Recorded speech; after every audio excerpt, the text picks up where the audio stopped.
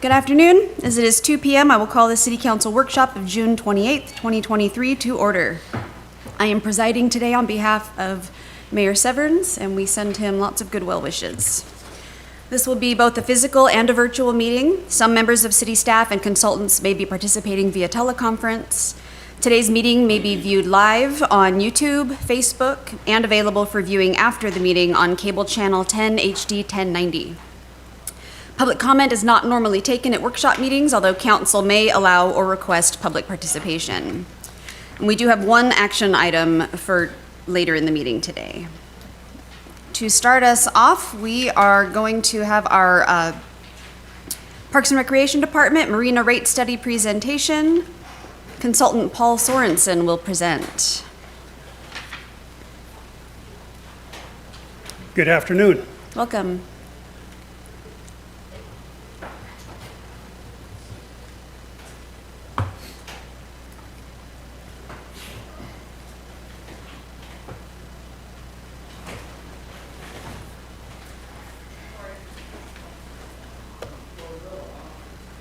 Excellent. Yes, I wanted to give you the findings that we had in the recent Marina rate study and talk first about the scope of work.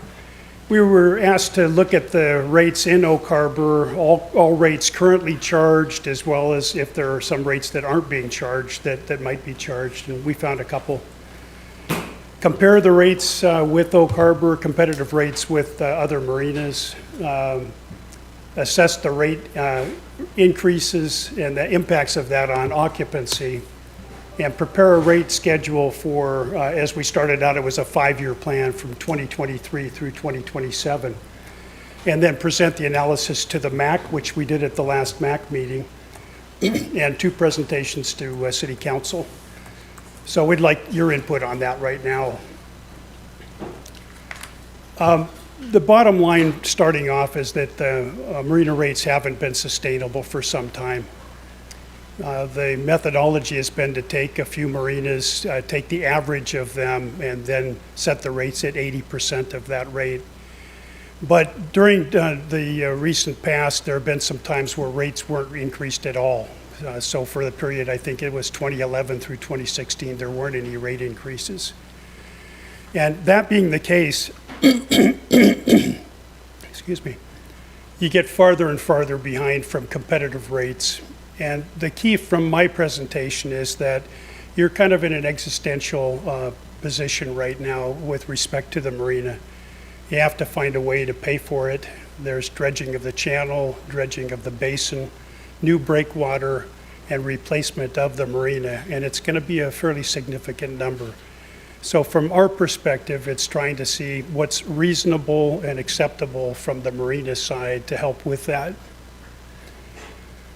And we did that by comparing rates with comparable marinas and then looking at the average of those rates, the median of those rates, and the 90th percentile, and I'll go through some examples of that. And we started out with a 5-year. I think as it's moving forward, it's going to be a 3-year. And then that will dovetail with work that's being done by Moffett Nickel, looking at the dredging plan and the reconfiguration of the marina as it's rebuilt and what those costs are. So this is just kind of to bring you back up to speed with where you ought to be before there's significant improvements to the marina. Looking at your sources of revenue, permanent moorage is around 60% and another 11% from the temporary dredging fee. So overwhelming the source of revenue that you have is from moorage. And then storage sheds, net fuel sales, which is revenue minus the cost of goods sold, guest moorage, and some others. And it's kind of the same story. Show me the money. Where do you make your money, and what's the best opportunity for you to raise money? Your revenue needs to really increase along all of the revenue categories, but the revenue increase that you'll get from moorage rates is going to help with the rebuild plan. The dredging fee, as you know, was instituted in 2010, October 2010, at $1.03 per foot per boat. based on the size of the slip or the boat. And there was refinancing in 2021. So the increases are going now in 2022 to $1.71, $1.31, $1.60, and then up to $2.16. This may change a little bit depending upon what the rates are for the bond for the dredging. I think that's planned, Chris, for 24, 25, something like that. So it's a few years off. So these numbers will change a little bit. Now, when you looked at paying for this dredging, some of this money is coming out of the reserve funds and some of it's coming out of this per unit rate. I should note that one of the issues that we'll be dealing with is the rates for the various sizes of boats. So the smaller boats are paying the same rate per foot as the larger boats, but the larger boats take up more space. So there's more of a burden of that fee on the smaller boats. This is an important thing looking forward from our perspective too, because we look at what's the impact if you raise rates. What we're finding now with marinas is that 30 feet and over, there are very few opportunities for a boater to move from Oak Harbor Marina to another marina. The slips are full. There's pretty good sized waiting lists. Cap Sandy Marina, for example, has a little less than 600 slips for recreational boats, and they've got a waiting list that's higher than 600 boats right now. But for the smaller boats, there are some options for them. They can trailer the boat. So if the boat's a 24, 25, 26 footer, it's easily trailered, and then they wouldn't be generating the revenue for you. So that's something in terms of looking at the differential between the sizes of the boats that you have to be careful with. Now, I show a couple of examples for open slips and a couple for covered slips. And you can see we've got Oak Harbor. We arranged these in descending order of the most expensive to the least expensive. Elliott Bay Marina is the highest, and then you've got Shell Shoal Bay, Anacortes Marina, which is one of the 5 marinas you were using for your rate studies. They're an example of a marina that's going through redevelopment right now. They've been doing this for a few years. They're rebuilding the entire marina. And over the last 5 years, they've increased the rates 8% per year every year for all length sizes. They don't go into the 28-foot, 24-foot boats. But you can see with this one that Oak Harbor is at the lower end of the scale. And this is marinas basically from Seattle up. You were using in your model, looking at the average of rates. We recommend looking at the median. I think that's important because you can see some of those Seattle rates at Elliott Bay Marina in particular. The median is 50% above and 50% below. So it takes off a little bit of the impact of a couple of high rates. It's like if you lived in a community and there were 10 people with $50,000 incomes and 2 with $1 million incomes, the average would be a lot higher than the median. So when we look at these open slips, 35 to 38 feet, we look at the median, you're 32% lower than the median rates. And you're 41% lower than the average, 75% lower than the 90th percentile. Now where we would go from this typically, we did some work for Des Moines with their reconfiguration and rebuild, which is underway right now. They're about ready to go out for bid for 3 of the floats for the largest slips at the north end of the marina. We immediately sent everybody into the average of the Puget Sound area for them. And then as reconstruction came on, we thought in order to be able to pay for it, the city would have to put the rates at the 90th percentile. So that's what we were recommending for them. We're not recommending that for you, but looking down the road after these 3 years, you're going to have to evaluate how much it's going to cost to do all of these improvements. The city's doing a great job of getting grants to help with some of those projects, and then also looking at how to control costs. But that net revenue that's available for debt service is going to be critical. For the 50 to 59 foot open slips, it's the same situation, a little bit higher differential, 37% lower than the median. So for these, we looked across the different ranges, and it's a lower differential at the 26 or less and the 27 to 30, and then it increases, typically increases more. At the high end, it is down a little bit in the Oak Harbor rates. That's where we would recommend moving you to that median rate, and over a 5-year period, using 3 years to bring you up to the 2023 median rate. Now, I've done a lot of these studies, and I can report back to you that every one of them that I've done, when you get 3 years out and you compare yourself with these marinas, they're going to be raising their rates during those 3 years, and you're not going to be anywhere close to the median again. It's a catch-up game. But you still have to be cautious about how much you raise rates annually. So we're looking at 7.5%, 7 to 7.5% rates for the smaller boats for the first 3 years, 5% on the last 2 years, and then 10 to 14% per year to bring in the other length ranges to line with what the median rates are with the comparable marinas. Now, you could say that's moving, that's an increase. And I did a rate study in Everett years back where one of the tenants came up to me and said, "You're increasing the rate over 10%.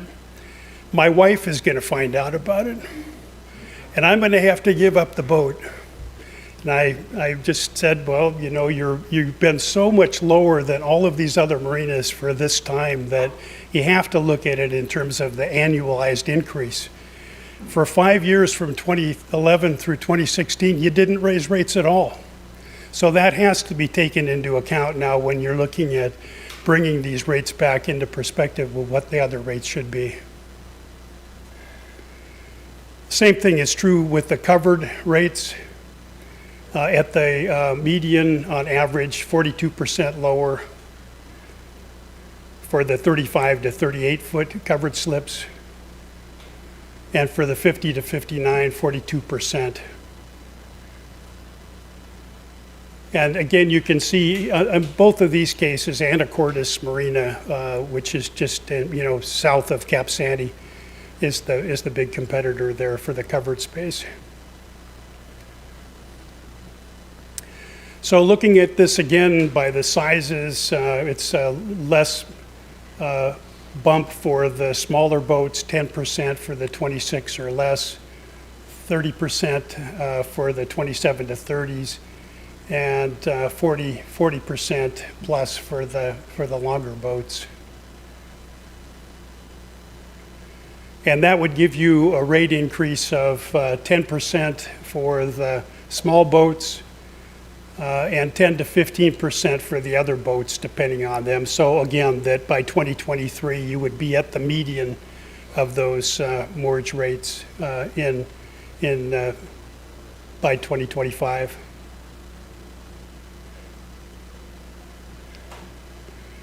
You now allow an annual rate, a discount of 8% for annual. And some other marinas also allow a prepayment or just an annual discount. I guess it's not a prepayment here in Oak Harbor. It's an adjustment if you're an annual tenant. South Whidbey offers a 4% discount. Cap Sandy, Blaine, and Squalicum have a 5% discount. Most marinas don't provide the discount. Elliott Bay is an example. They used to have a 10% discount for annual customers. They called it a loyalty rate. That now has been eliminated these last couple of years. We would recommend that you reduce this discount to 5%.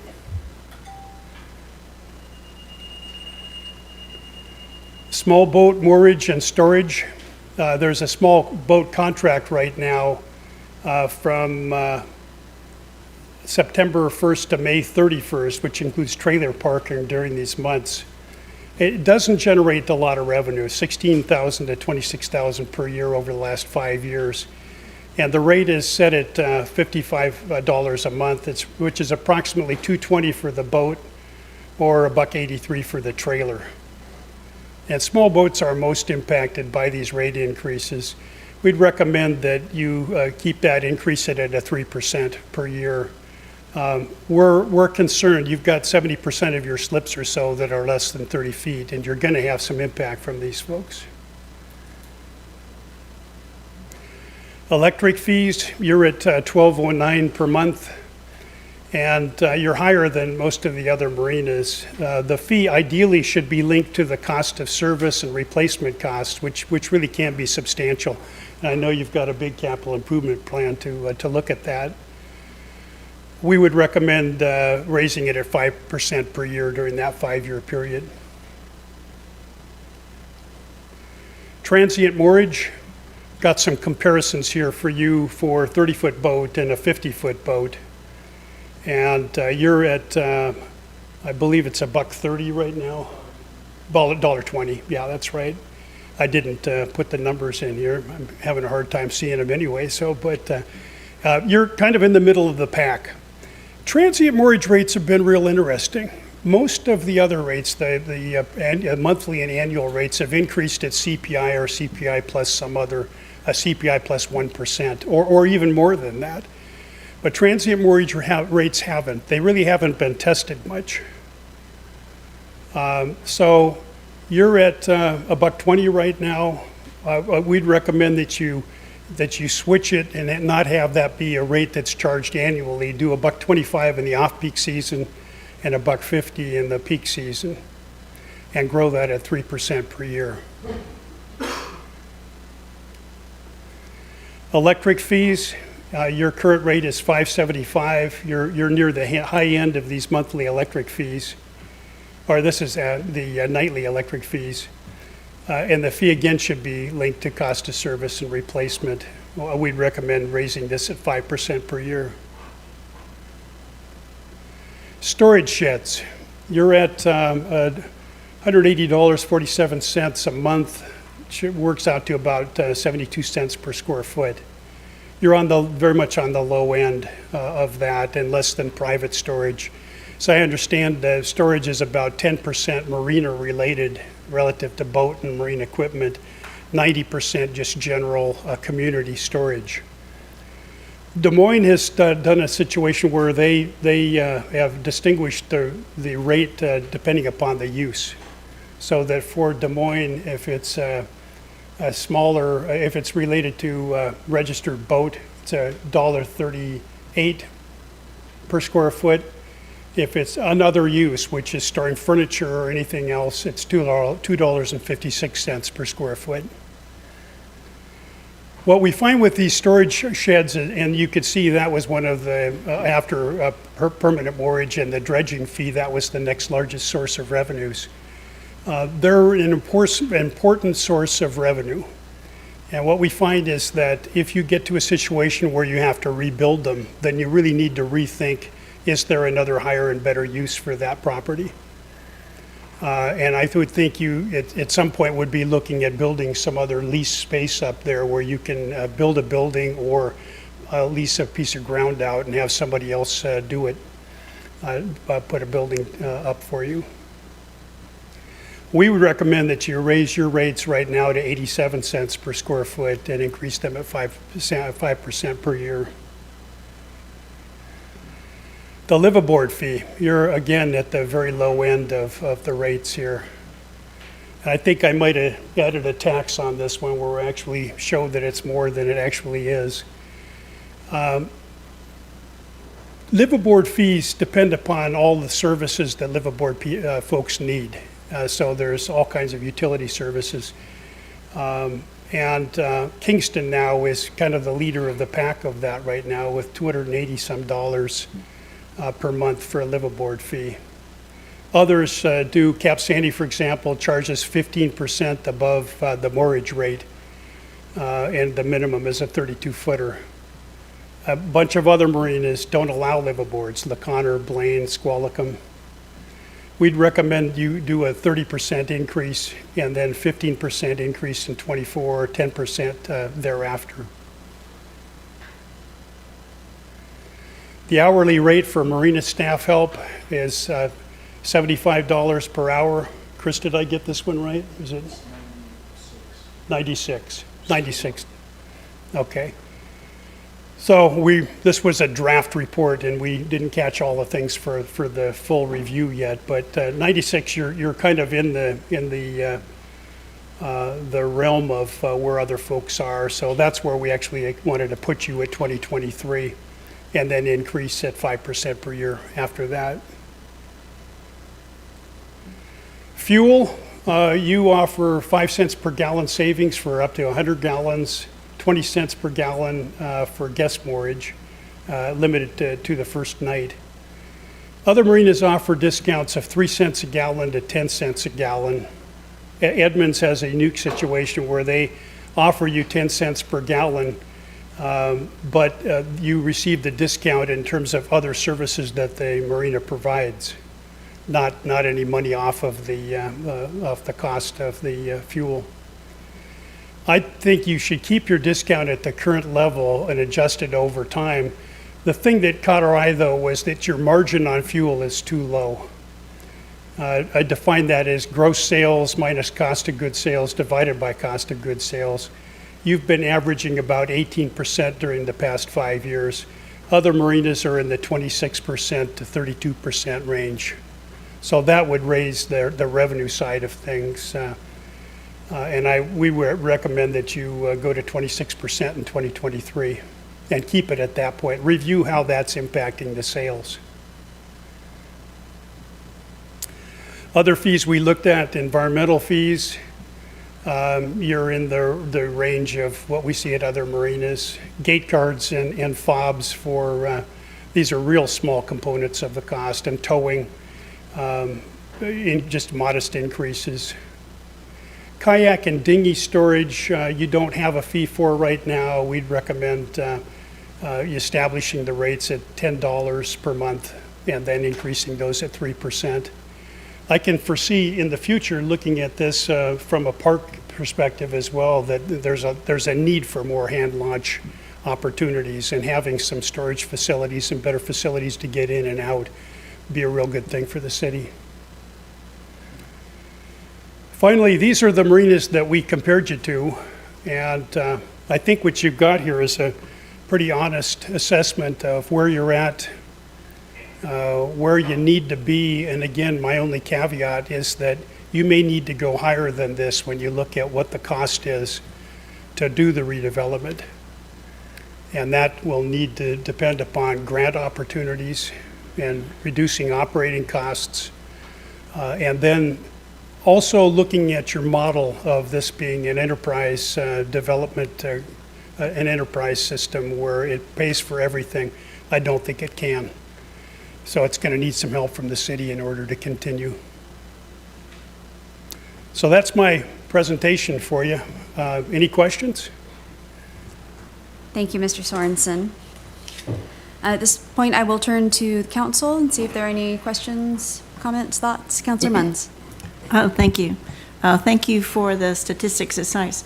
So we have a boat, and we travel around, and our staff does amazingly well. But if you're on the main dock, and unless you're liveaboard, there is one restroom for women and one for men, and we have 2 stalls and 1 shower.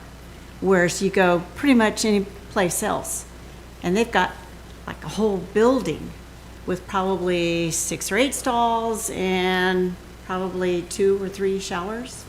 I think Des Moines, they redid their building, and it's just 1, maybe 2 large ones. But I mean, it's just a lot more room and a lot more space. So you're raising the rates, but we've been so behind in little amenities.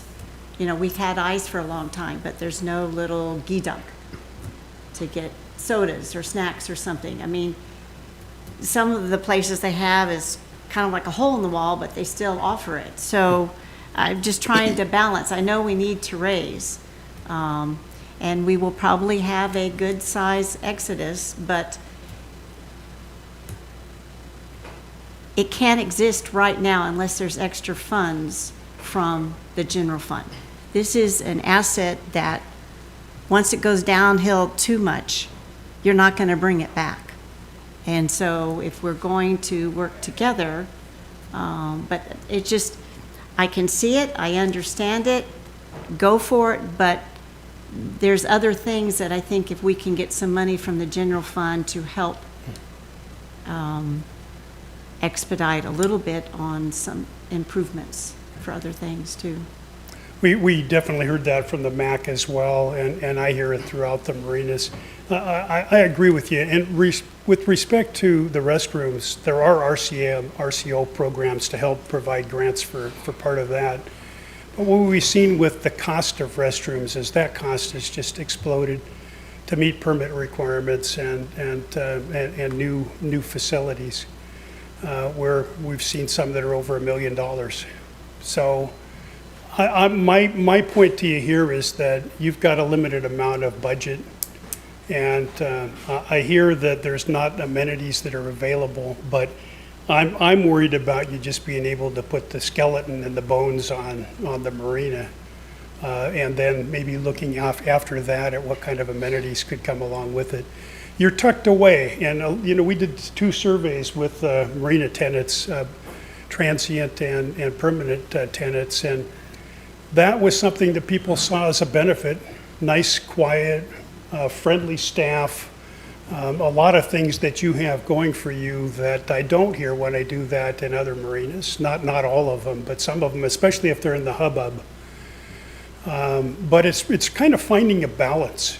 And I would think that the upland area, you've got some opportunities to look at redeveloping that, and maybe that comes in with the plans for the redevelopment and how the marina fits into that.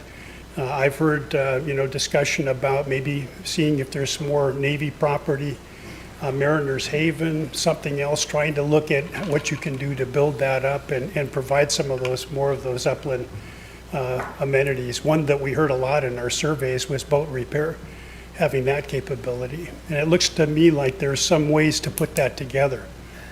But my main point here is that you're way behind in your rate structure right now, and it's going to cost a lot of money just to put the floats in and the electrical systems that work and water depth that's needed. So I would hope that you would look at that first, but I certainly can see your point on that. That has to come along as well. And with the rates going up, that'll help, but the little boats, you need that revenue. But as you said, they can be trailable, they'll pull them out. There really isn't any other place for any of these boats to go, but you make your money with the larger boats. Right. That's it. You subsidized the rates down to a couple bucks a foot for the smaller boats annually with the storage and the trailer storage and then having them there for the peak season. It's in a tough spot. You're in a position that Des Moines was in. Des Moines had 67% of their slips under 30 feet. So they're looking at a reconfiguration that reduces that number.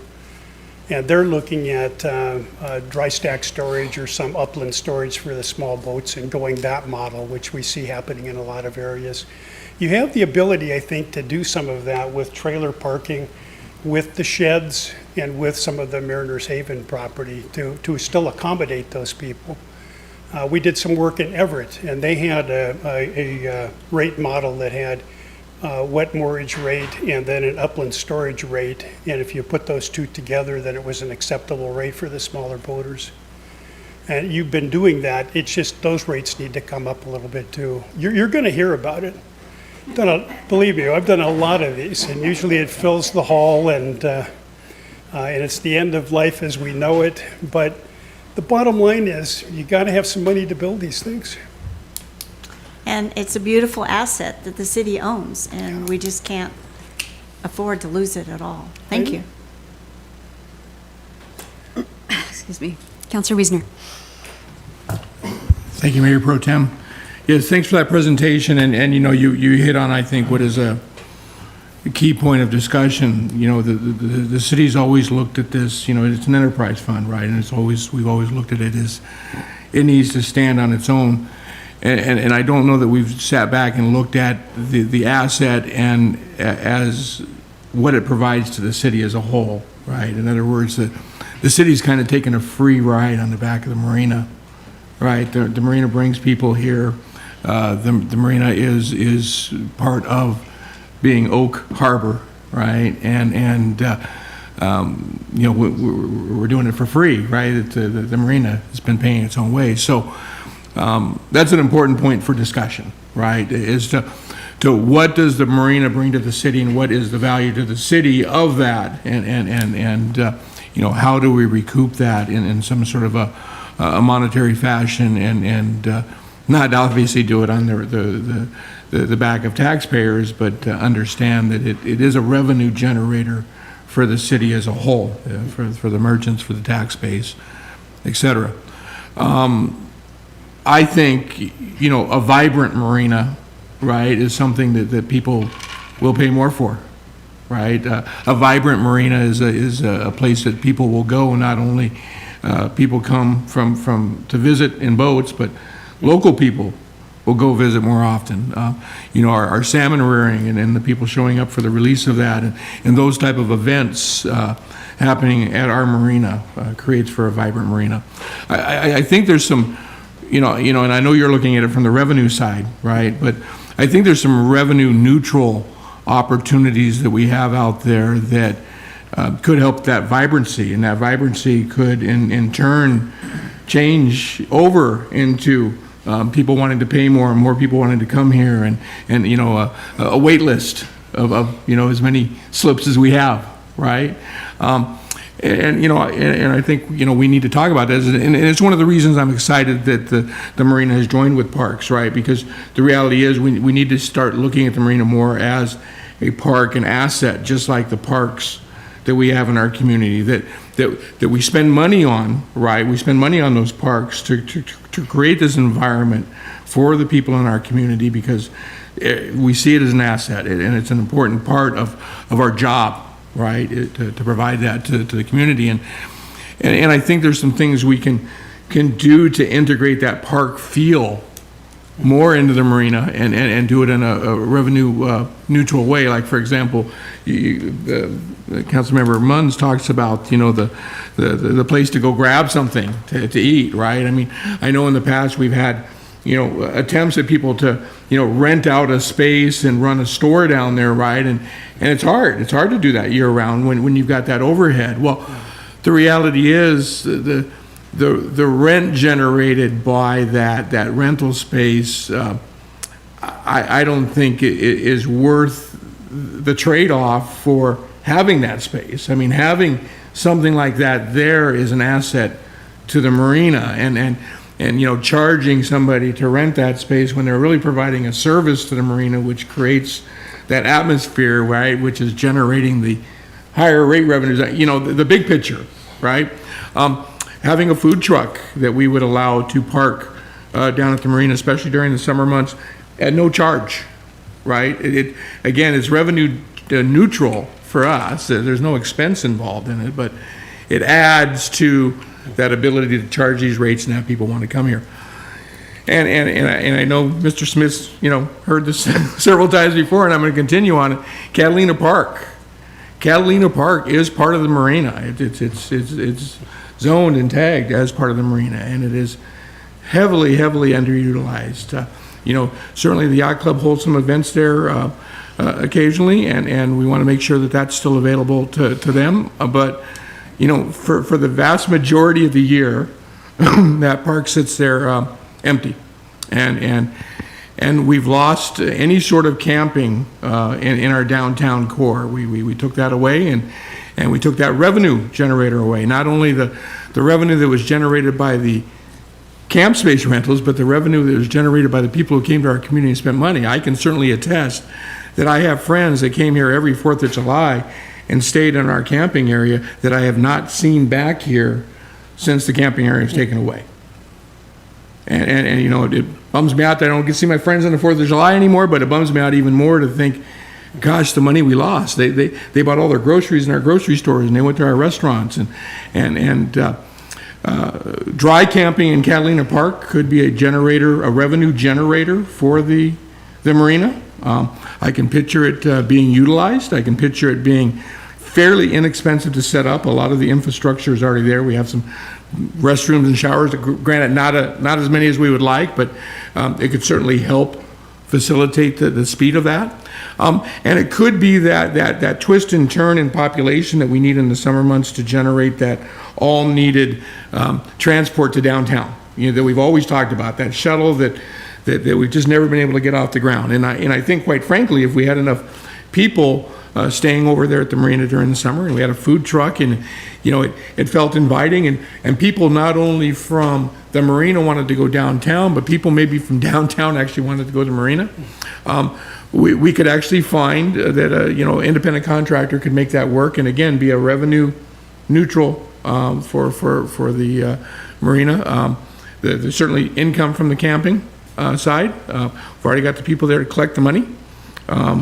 And I think, again, dry camping, I certainly think is better than none. And that's something I would like to really see us work on the revenue side. But with all that said, that's what we got to wrap our head around, right? It's not just a marina.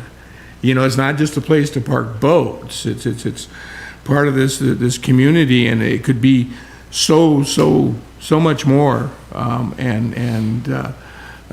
But we will have to work on some of those things that are revenue neutral while working on this rate raising, because if we don't, right, we will find people leaving, and we will find people not wanting to come there, and you're going to find people, a lot more upset, about what's going to happen. Obviously, if we can show them that we're going to make efforts forward to make this a better place, and we know we've got a big study coming up, and you guys all know I've got some really grand ideas about that and what the marina could be in the future, right? But there are things I think we can do today and be that revenue neutral and enhance the experience, which then helps justify some of what we're doing. And so there's my challenge, guys.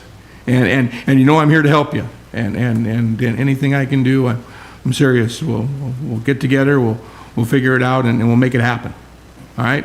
Thank you. Thank you, Councilor Wiesner. Councilor Hoffmeyer. Yeah, thank you, Paul. Sympathetic to what Councilor Munns said, and I hate that the rate and fee schedule comes ahead of some of the larger plan, but that's just how it works at times.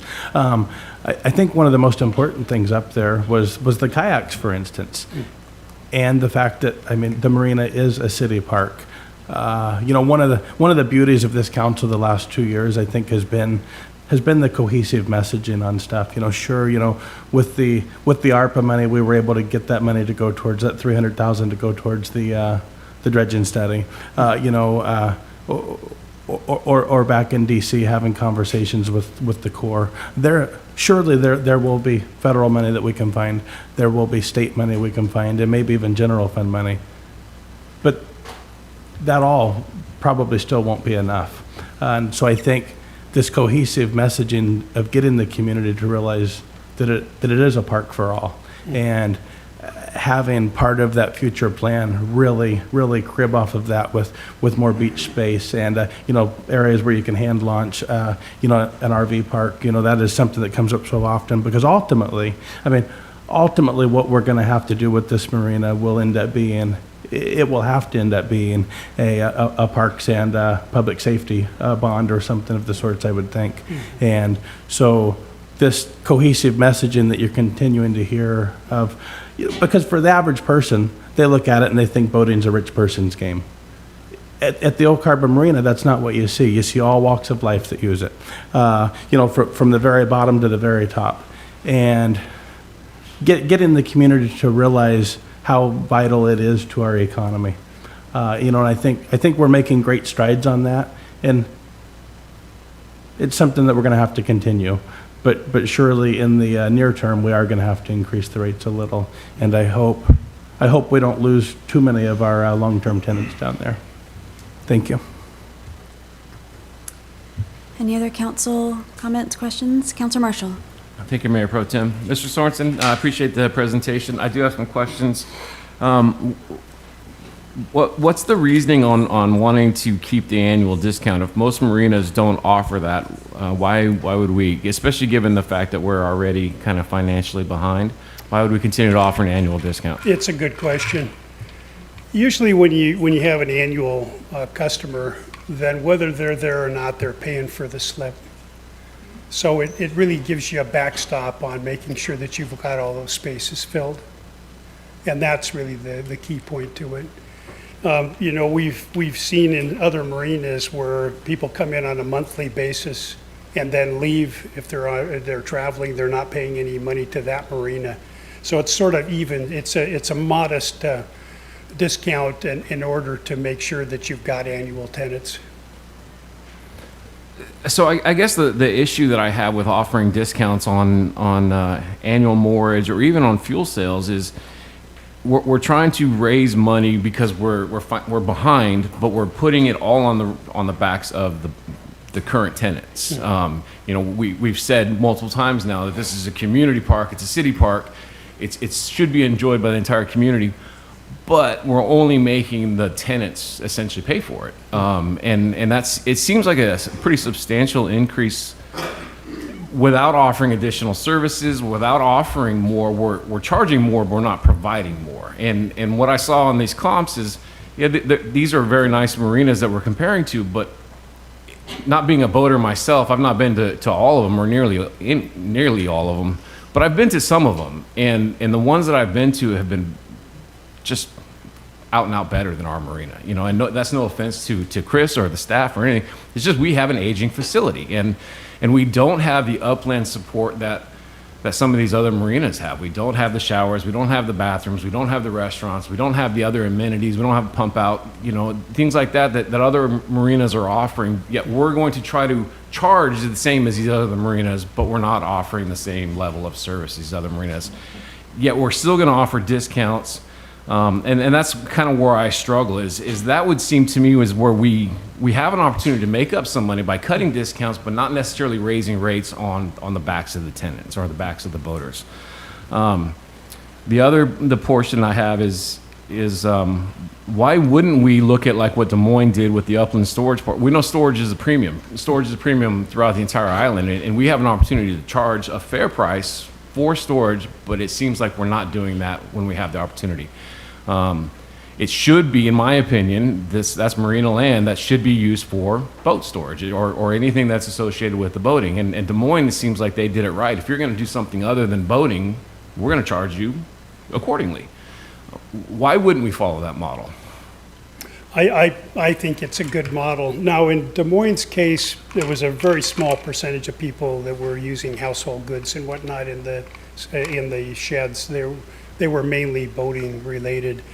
The fact that you've got such a large percentage that is non-boating, and the fact that you've got new systems coming online, that's going to impact what rate you can charge. The big one that's just coming up on the highway. But yeah, I agree with you. I think that you should look for getting the revenues from all of the sources. As I recall, the sheds were 10-12% of your overall revenue. So if you boosted that up to 13% or 14%, it's going to help. But it's not going to get you up there. Unfortunately, you know, 71% of the revenues come from moorage. So that's where it's got to be. Right, and I'm not disputing that we will have to raise our moorage rate. I'm just looking at ways that we could perhaps not raise it so significantly. It seemed like the one that was proposed on 31 feet or so is just over 50%, and that seems like a huge increase when we're not increasing what we're offering. Well, you're so far behind now. Yeah. And we tried to take a 3-year ramp up to get you to where you should be now. And we know that the other marinas are going to be increasing their rates. And, Sure. You know, the Edmonds, for example, raised their rates 12% for 2023. It's a game of trying to figure out where you fit in. Right. I really like the idea of looking at this as an open field where you can look at how this evolves over time. You do have some uplands, and when I look up in Squalicum Harbor in Bellingham or or Everett with the Craftsman District and all that they're doing there with other leases, that's where you can get another base of revenue that would help pay for some of these things. You don't have that right now. You've got a limited amount of land to do that, but there may be some ways to start that, even at a low level, and kind of see how that evolves over time, and make it worthwhile for some entrepreneurs to take the chance to do that. I think that's something that definitely should be looked at. But in terms of these rates, you didn't raise rates for 5 years. You've always... Can you speak to that? Do you know, I mean, in doing your history on this, I wasn't part of the council back then, and some of you may have been, but do you know why? I think what happened, in my perspective, is that when you when you put the dredging fee on, you lost a lot of people. That's exactly what happened. It was about that time that we put the dredging fee on, 2010 we did that. We started looking at the studies as well, coupled with the recession at that time. We decided to leave our rates where they were at. Based on what was happening in other marinas, the big boating boom hadn't happened. There were mass vacancies everywhere. You could go and get a 40 or 50 foot slip that day. Things have changed now. The wait lists are huge. Marinas are raising their rates not only once, but sometimes twice a year. So going back to your original question, that's why it wasn't raised at that time. We really wanted to preserve what we had in the tenants that we had at that time. So, yeah. You know, and Chris, that also really had to do with what was happening to the boating market. When we had the recession in 2008, most other goods and services went down and sharply picked up. Boating didn't. It continued, it didn't level out until 2011 when it started to grow. So from that period, 2011 to 2016, it was starting to improve. It probably wasn't a wise situation to not increase rates at that time, but that's water under the bridge. It's just left you at a deficit with what the opportunities are. And if you've got a 50-foot boat and you're in the Oak Harbor Marina and you're trying to figure out where you're going to go, you're going to be on a wait list, and those wait lists are years. So what do these increases do for us? So are we just going to get up to a place where we're financially solvent, or are we going to have an opportunity to make some improvements once we start raising these rates? That's the key, I guess, is that you've got some dredging coming up, and you've got a new floating breakwater that you need to make, and all of the slips. There needs to be a phased development plan to look at how you do that. And hopefully it'll have enough to handle that.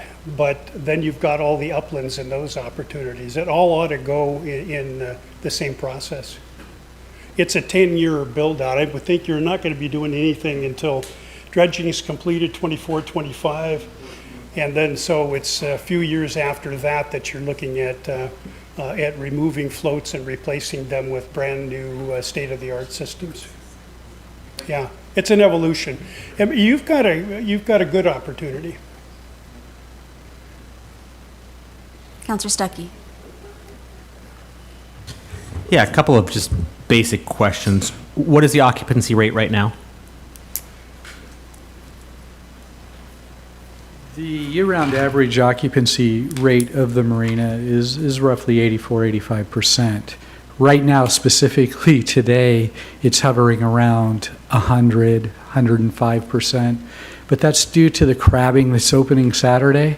But typically it'll drop off in the mid-September timeframe and then build up again in April and culminate now, and then it's a big cycle. But today it's over 100% likely. Okay. Let me just jump in on that one too. We see in most marinas, even Cap Sandy, the smaller slips they have, the 26-foot slips, they're not 100% year-round. They're seasonal. People take their boats out, and so you don't ever get close to 100% for them. And that's happening in most of the marinas that have the smaller slips. It's more prominent here because you've got so many of them, but people can take their boat out. One place near and dear to my childhood, I grew up in Sequim, was John Wayne Marina. And I spent many, many, many hours at John Wayne Marina. Not all of it positive, but that's in the past. You know, and it's a nice little marina. It's got a restaurant. It's got a little gift shop and stuff like that. It's nothing grandiose or extravagant. I mean, you know, and I'm thinking about something like that little restaurant. Well, we have in a way, a food providing place there in the yacht club.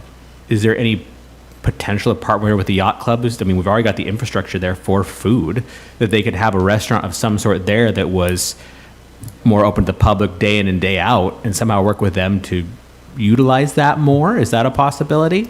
I haven't seen that model, but you've got a building, and you possibly could build other buildings as well. I just don't see, it just seems to me like that yacht club appears to be underutilized for what it is, especially when they have some of the infrastructure we would need for something like a basic restaurant or something like that. Finally, I know we've touched on this before, but somebody asked me if someone could help articulate it. The idea of the creation of a port district. Whenever we've mentioned it, it's always been, oh, that's hard to get through. It never, getting that to go through and folks to vote for, it's always is difficult. Can someone articulate to me why that argument, or is that the case?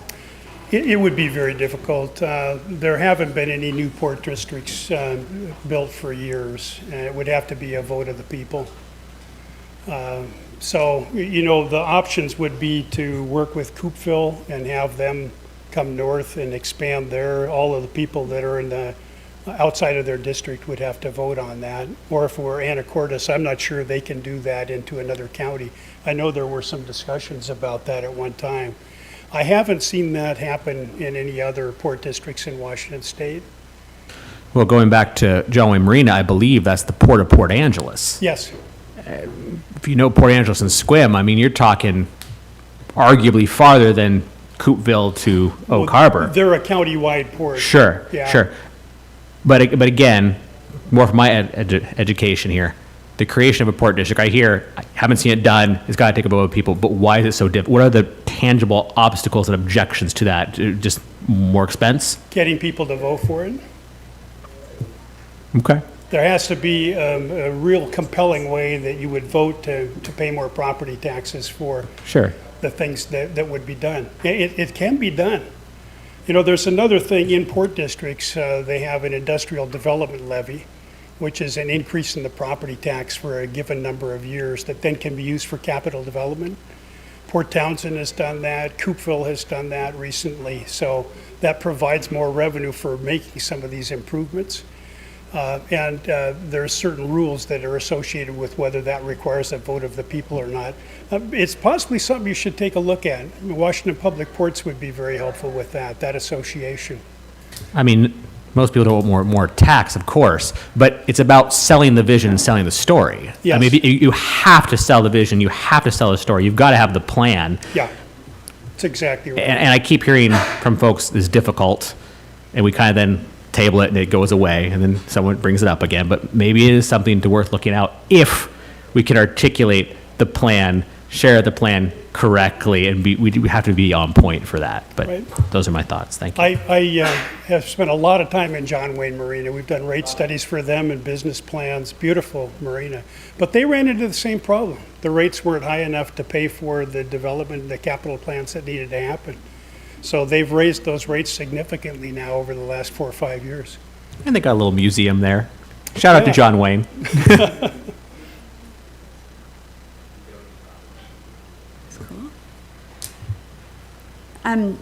Before we go around for another round, Councillor Wittgenstein, do you have any? Okay.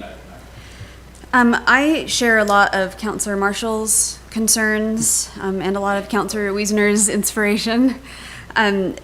The storage specifically, I used to have one of those storage units, and while they're very big and very conveniently located, they're not insulated or have electricity or even on a pad. They're just on the concrete, and any like cardboard boxes I had in there were just ruined from the water. I don't know if it's condensation or if they actually leaked, but all my wood furniture was totally ruined. So like I cannot in good conscience charge more than $200 for a storage unit that's not even insulated. I think for outdoor stuff, if you're storing your boats there, your outdoor stuff, your toys, I think that's fine. But, I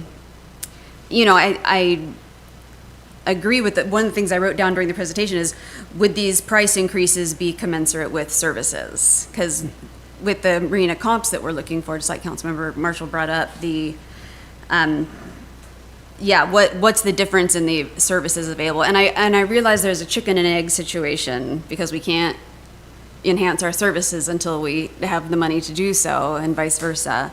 So I appreciate your approach of going, individual service by service and doing the math on what it would be, what the options would be, what the recommendation is, how much that would generate. Because to just do like a blanket, we're going to raise everything X%, I don't think this is a one-size-fits-all situation just because of the limited facilities and our abilities. So it would be more time-consuming, obviously, to go through each individual service and fine-tune the pricing, but I think that's what we need to do. So I appreciate the layout in your presentation. I am curious, I know Councilor Munz has another question. We have a couple members of our Marina Advisory Committee here today. I'm wondering if the council would be amenable to hearing them comment, if they have anything to say. Okay. Do you guys have anything that you want to say? Would you like to chime in on the study since you're here? Sure. Ken is the chairman, so you go first. Thank you. Yeah, listen, I won't take much of your time. My name's Ken Hewlett. I'm the current chairman of the Marina Advisory Committee. We've never been short on ideas. We're always short of cash. That's the summation. We have an eclectic group of people that come from all walks of life, and all the people on the committee are owners and operators of boats.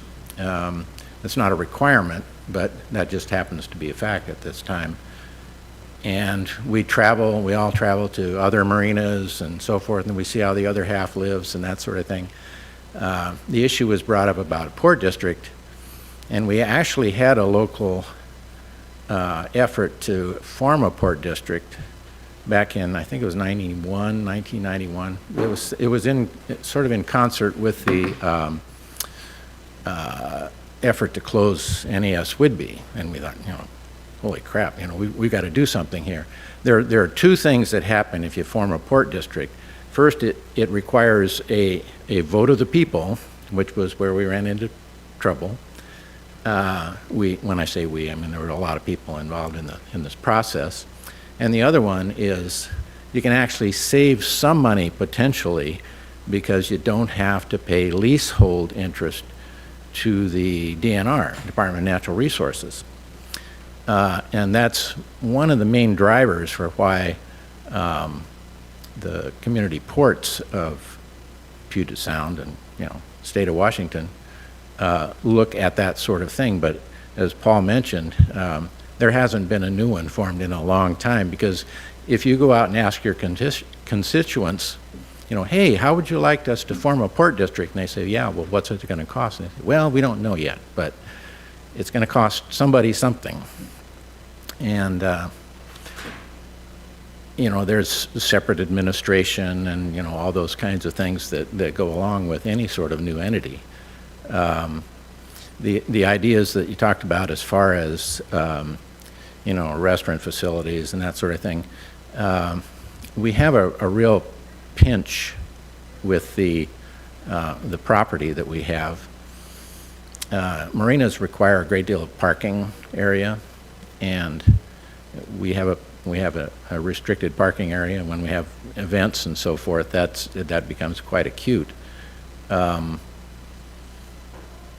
The yacht club is a separate entity. It has its own governance and so forth, and we can't necessarily tell we can give them ideas, but they may or may not like those ideas or whatever. They do not operate a restaurant there, and unless you're a member, you can't be served alcohol in the bar, and there's all those kinds of rules. But I'm not trying to be blanket negative, because as Paul has said, Paul really knows his stuff, and it is refreshing to have someone that's sort of local. He lives in Anacortes, I think, and has been involved in marina development and so forth throughout Puget Sound and so forth. it's refreshing to have his perspective, but at the same time, we all know that we are kind of hostage to what we have now. And getting from where we are now to the next phase of development, larger slips and different configurations and that sort of thing within the footprint that we have is a very significant engineering challenge. And we're on that track. I mean, we're making those kinds of studies and so forth. And actually, Paul's company was involved in the 2010, I guess it was, the Bayshore redevelopment thing and so forth. And they made a number of recommendations then, very much along the lines of the kinds of things that we're looking for now. Reconfiguration, change the mix of slips away from the, be less dependent on the smaller boats that are trailerable. And, it's just, the market changes over time. And within the resources that we have within the marina, we've tried to address a lot of those changes. But unless there are some significant revenue streams, it's almost impossible. I mean, just getting through the permit process can take years and millions of dollars. And it's unfortunate, but that's the reality. Okay. Thank you, Mr. Hewlett.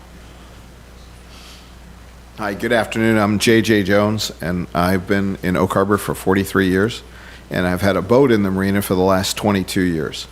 And I've been on the Marina Advisory Committee for longer than I care to remember. I think, and I really do take my hat off to Paul, and his study was really well done, but I think if you go back to the very first line of his presentation today, it said that the Oak Harbor Marina is not sustainable at its current rate structure. That's not the reason that the Oak Harbor Marina is not sustainable. It's not the rate structure. Because in reality, the marina makes on the average of $185,000 to $190,000 a year after we pay the $250,000 from the enterprise fund to the Marina General Fund. So that comes right off the top. So every year, granted that's not a lot of money, but it's close to $500,000, and over a period of time you would generate enough revenue to be able to support some of the minor projects that we hope to do. But we can't raise rates to fix the marina. The marina has to be fixed. It has to be reconfigured, and I know Ken alluded to that, but 70% of our slips are 28 feet or smaller. And if we can reconfigure, remove the roofs, maybe create different fingers, and attract larger boaters, we can generate a lot more revenue. But that is going to require a huge commitment from the city to be able to reconfigure the marina, whether it be, state funds, federal funds, or whatever we have to do. Because it's not only the marina that needs to be reconfigured and dredged, but our channel coming into the marina is getting narrower by the year, and it only takes one trip out there to see every time that the Coast Guard comes and moves one of the green markers in closer every single year. So we have those same issues that keep coming up. I love the idea of having some sort of camping facility down there, but only if we can increase the restroom potential down there. I love the idea of having food trucks parked out there, or a store at the marina that was rent-free, for example.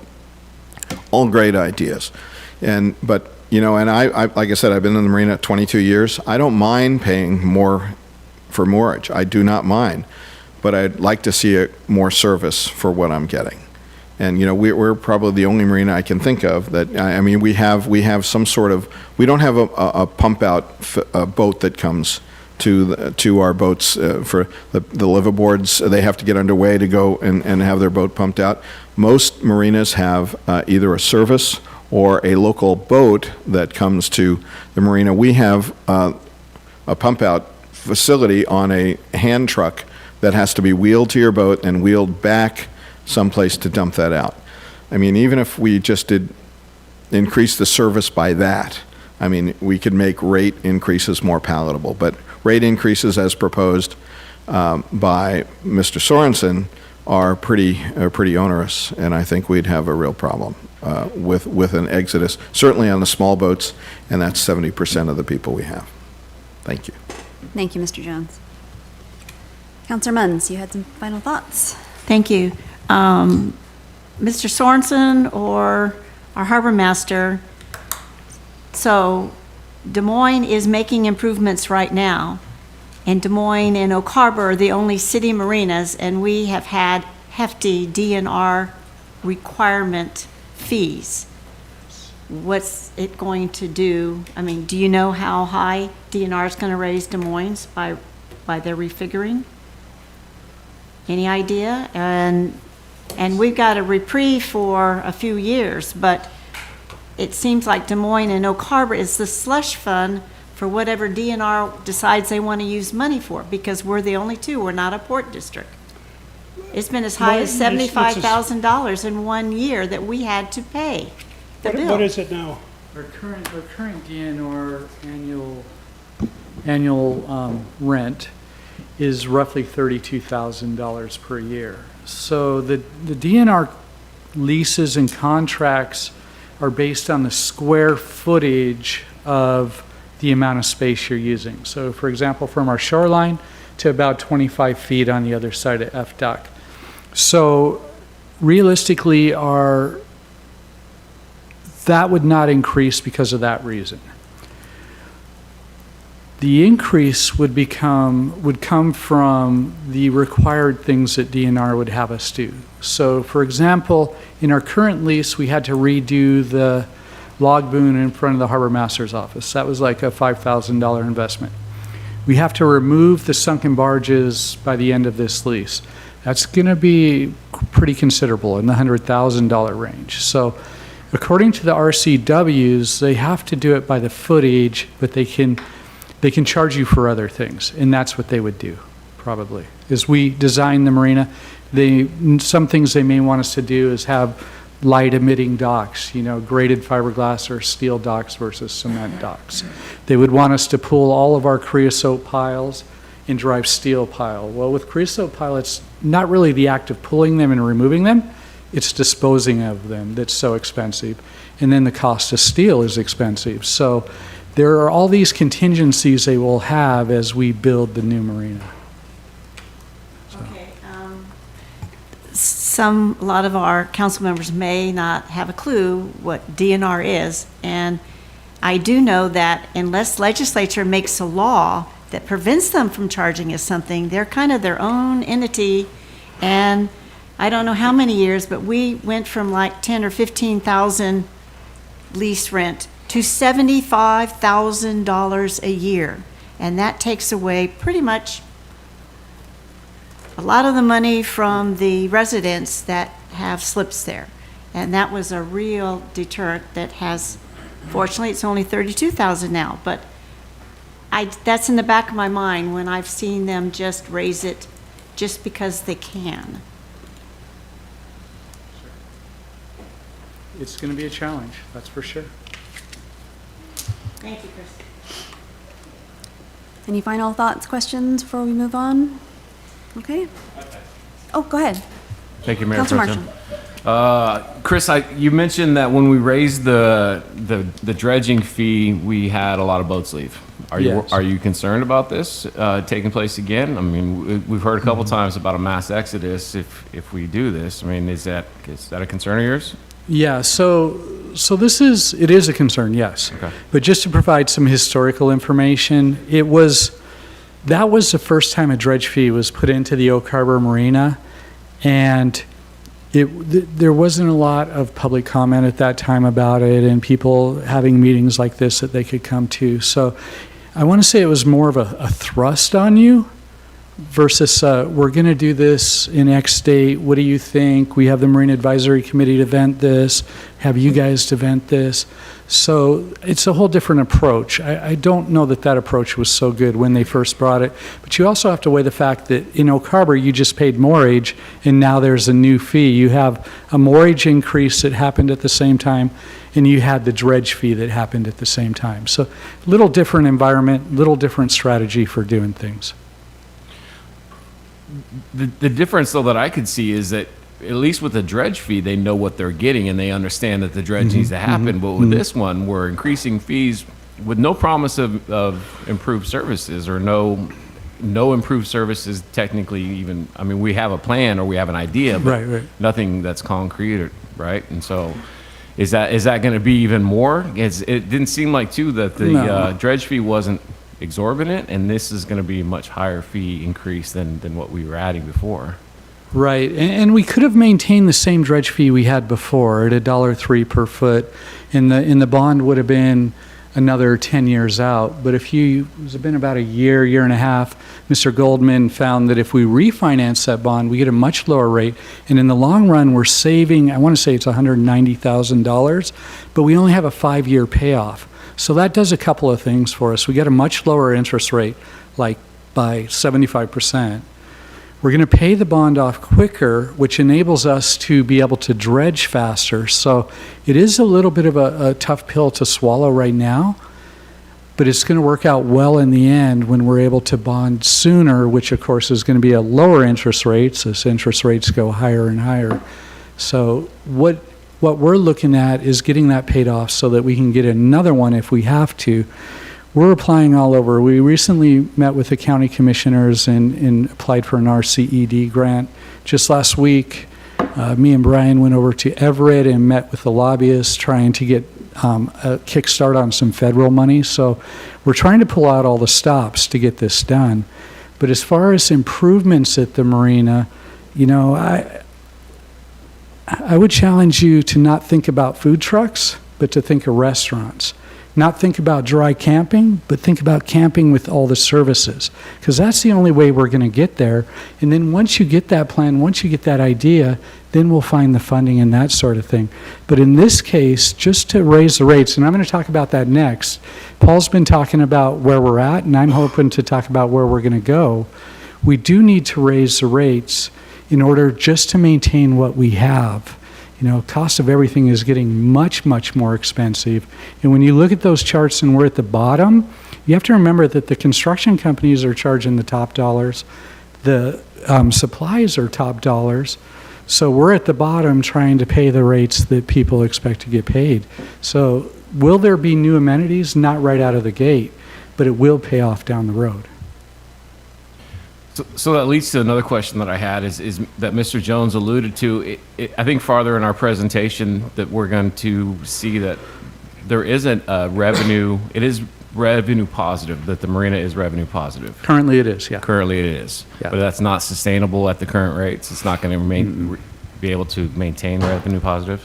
No. I would anticipate that in the coming years, as the marina gets older and more things break, and I'm going to talk about something that broke and impacted a capital improvement project a little later on this afternoon, that we're going to start falling farther and farther behind. That $180,000, $190,000 in positive revenue every year is going to start dropping to $160,000, $150,000, and it's going to keep dwindling and dwindling down. These docks are 50 years old. So things are breaking, things are rusting. We have an amazing crew that can fix most things, but there is a limit when we have to bring crews in. So if we don't raise the rates, and I'm not thinking about raising the rates to be able to buy a new marina or to raise the rates to pay for dredging. I'm thinking about raising the rates just to maintain what we have. That's the situation we're in, because it is going to start dropping off. And oh my gosh, if we enter into a recession, things are going to go sideways super fast. When I first became harbor master, we were in that recession, and it was not a pretty thing for the marina. I promise this is the last one. That's okay. If there is this mass exodus that we're concerned about, are we going to be able to even maintain the level that we have currently, or are we going to then become even further behind? Or is that a concern? Every time we raise the rates at the marina, this is something that keeps a harbor master up at night is, okay, what's going to happen? Who's going to leave? How is this going to affect the marina? In this current boating industry, there's not really anywhere for the larger boats to go. And if they do find a slip, they're going to end up paying at the top of that chart because those slips are in the more expensive marinas, Cap Sante, Shilshaw, all of those places. So we believe that there could be an exodus in the small boats, but if you look at the small boat increase, specifically the small boat category, and this is kind of blending into the next topic, we're currently at $55 a month, which is a 24-foot slip and parking storage. And we've been there for 6-7 years at least with no increases. We're talking about going up to $75 a month and then bringing that from a 9-month period to a 6-month period. So we truly don't believe that that's going to have a huge impact because these people have saved so much money for so long, and they realize that if they give up their slip, that it's unlikely this time of year when you really want to be there, it'd be a real roll of the dice that you could get one. So the answer is yes, that bothers me. Thank you, Council. Moving on, we are going to talk about marina rates and fees update. So it's kind of a continuation of the same conversation. It is. Like I mentioned, Paul's kind of giving you the background information of where we're at, and I'm going to move us to where we're going to go, where we'd like to go. We know we're going to have to raise the rates, and as I talk through this, you'll see that there are several options for raising the rates. There's one that staff recommends. There's one that the Marine Advisory Committee has recommended. So it's likely that this is the start of maybe another workshop, or at some point we're going to bring it to council and say these are the options. What do you think? So just a little history. March 19, 2019, the City Council approved Resolution 1909, which increased rates from 2019 through 2022. Everything went fine. April 1st, 2019, we had the first of the rate increases. Then that COVID thing hit, and decided to suspend those rate increases. So that was another year we didn't have rate increases. In 21 and 22, we had a rate increase. So now we're in 23, and we're operating off of the 22 rates because we've been trying to put together a really good package and figure out which is the best way to go. We just went over the rate study. Paul did a fantastic job and has just been amazing to work with.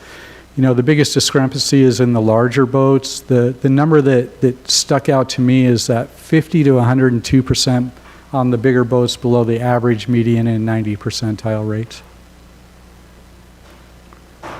So the Marine Advisory Committee and JJ and Ken do a fantastic job for us as well as the other guys. We talked about the rates in the April and May meetings. So this has been going on a while, and it went on a while even before that. They were able to see the presentations and the various different drafts of them, and they reviewed the rate study presentation. At the June 5th meeting, a motion was made. We went over the presentations again. A motion was made to accept the rates that BST had suggested or recommended. That motion was seconded, and they took a vote, but unfortunately it failed with 2 people voting for it and 2 people voting against it. Our 5th member wasn't there. So we scheduled a meeting on June 14th, and that again was another Marine Advisory Committee, a special meeting. And again, we went over the BST proposal, looked at part of the presentation. But what was unique about that was at the June 5th meeting, we asked the Marine Advisory Committee, okay, well, if you don't like these rates, give us an idea of what you want. Make a proposal. Show us what you think. So we received 3. Mr. Jones, Mr. Bradley, and Mr. Scooby all gave us options. So they compared those to the BST recommendation, and in the end, the Marine Advisory Committee made a recommendation to adopt Mr. Bradley's rate proposal, and that's in your packet. So this chart here displays the options that we have, the proposals, the meaning behind the proposals, and then the pros and cons to them as well. You've heard all about the BST one, and really it brings us up to the immediate rate, and the largest rate increases are going to be in the 40 and above category. It maximizes the yearly moorage, and it keeps the marina under the average of the Puget Sound. And the thing to really drive home about that recommendation is in 3 years, we're going to be at the median of 2023. We're not going to be at the median of 2026. So we're still way behind the curveball on that one. Mr. Bradley's proposal, it was very similar to BST's, except it spread the increase out more evenly amongst the boats. So where we saw that 50 to 102 percentile difference in the larger boats, Mr. Bradley took and instead of raising those larger boats, I think it was 14% in the first year, 12, 14%, spreading some of that out to the smaller boats. So as we looked at that, we thought, well, that on paper would generate roughly the same amount of revenue each year. That's if the smaller slips were filled. In our marina, we have a large contingency of 28-foot slips that are largely vacant throughout the year. So in the end, just some simple crunching we did, we didn't think that that actually maximized the revenue. So we said, okay, that's fine. And then we looked at it and we thought, more importantly, is it fair and equitable to everybody? You know, should the smaller boats be absorbing some of the larger boat increases? And that was something that at the staff level we kind of struggled with. Mr. Scooby just recommended that we raise the rates by 7.5% across the board on everything. And, you know, that's pretty logical. That makes sense. Does not optimize the moorage revenue, and it keeps us even farther behind that curve. So in 3 years, if we go that route, we're going to be worse off than we are now compared to the median. And then Mr. Jones offered, he recommended increase it by 5% in 2023 and 7% in 2025. And that's a fair split as well. But again, it doesn't optimize the revenue, and it keeps us far below, keeps us way behind where we should be. So all of those are really, really great options. And all of those are in your packet with breakdowns on rates and stuff like that for comparison. So the staff recommendation, and this has been our recommendation since the first time we talked about this with the Marina Advisory Committee, is to move with Mr. Sorenson's recommendations on a 3-year schedule, because we know we're going to have that bond paid off in 3 years, and that could change a lot of things at that time.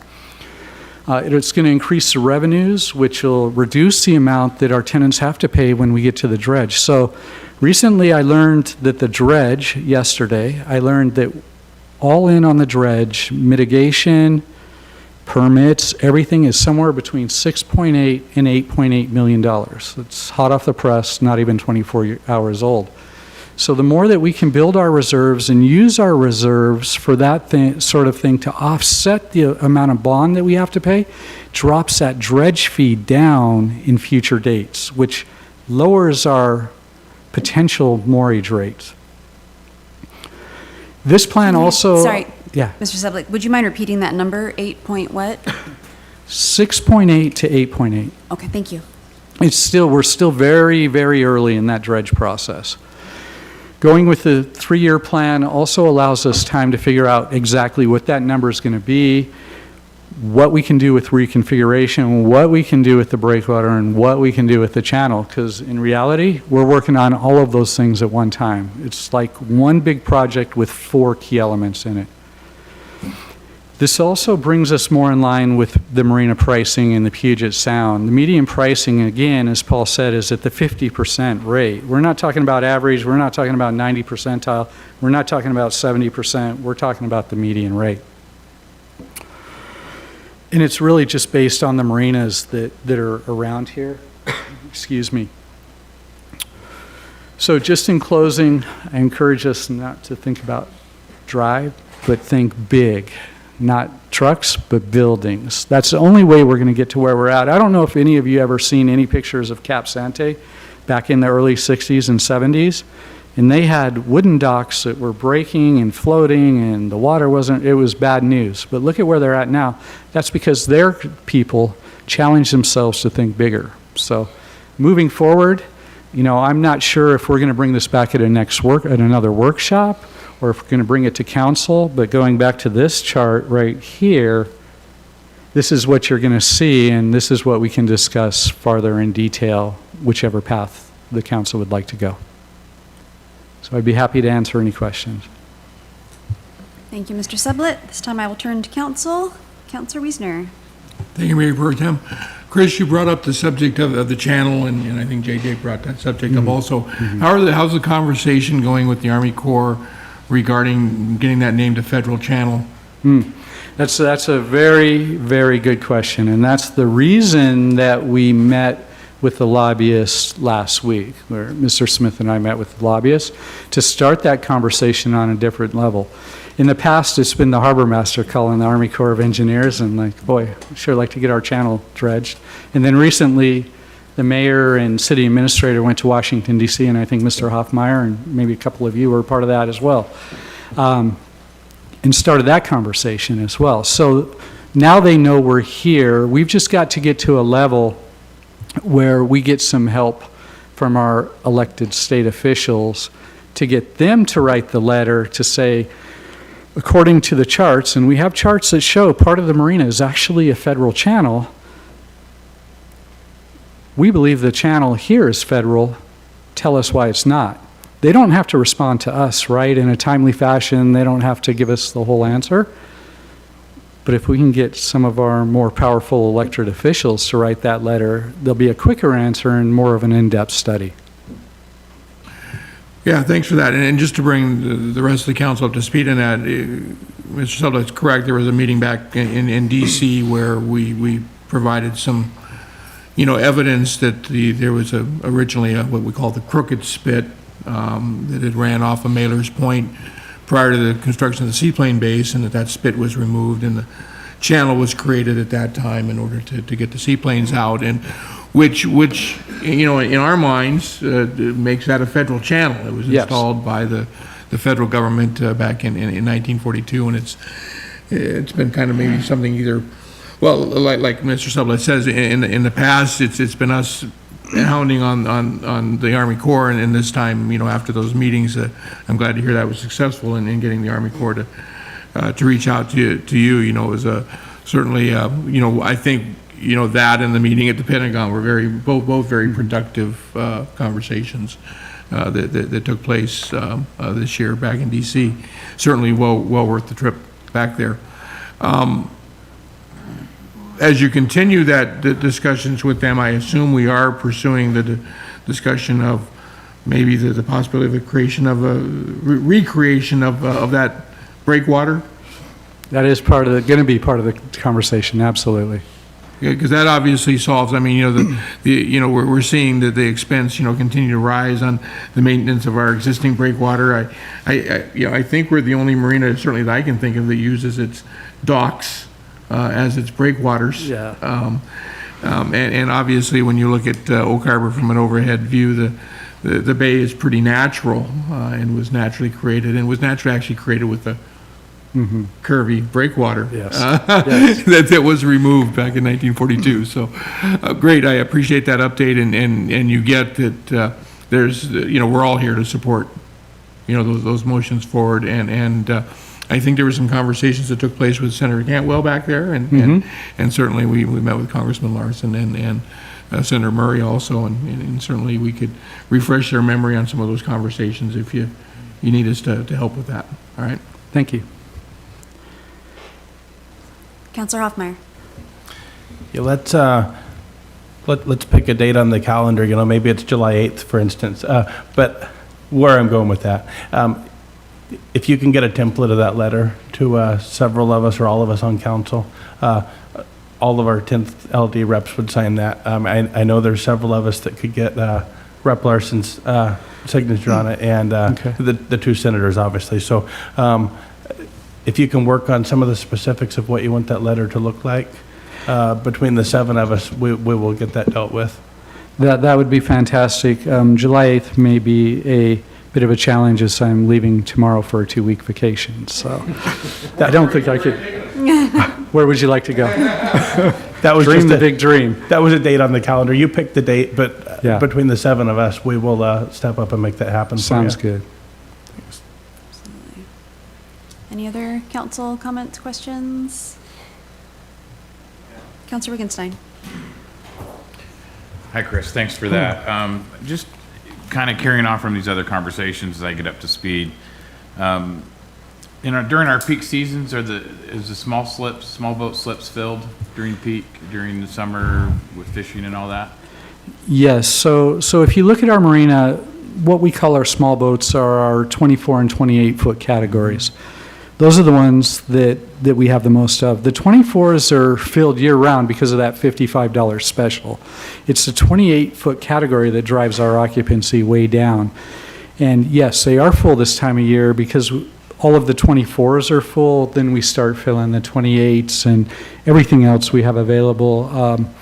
We're even putting boats in non-traditional slips places in the marina, so. So that kind of leads it. So do we have like a waiting list in the summer for people that when something pops up, we can get them in? Yes, we try to accommodate everybody we can. We do have waiting lists, so for example, we start getting phone calls for slips in January, February, March, April, all the way up till now. We hold on to those people that want them just for a couple of days and try and fill the long-term ones. And then just last week, we opened up the wait list and plugged in everything we had available. But we're still getting our phones ringing off the hook, and we're still building that wait list. So, and we're trying to accommodate, in the fairways, just everywhere. There's going to be boats. It's kind of chaos. It's controlled chaos, but it's chaos. Thank you. You bet. Thank you, Council. Moving on, we have an action item, Resolution 23-14, Recreation Conservation Office, RCO Grant Application Authorization for Local Parks Maintenance Grant for the Marina. And Harbor Master Chris Sublett will present. So this is exactly what we've been talking about. How can we utilize grants? How can we find grants? How can we do appropriations? Just about a month ago, RCO announced a local parks maintenance grant. It is a new grant opportunity. We've never seen it before. They're going to provide a one-time $5 million funding for this grant throughout the whole thing. They're going to release $2.5 million in '24 and $2.5 million in '25.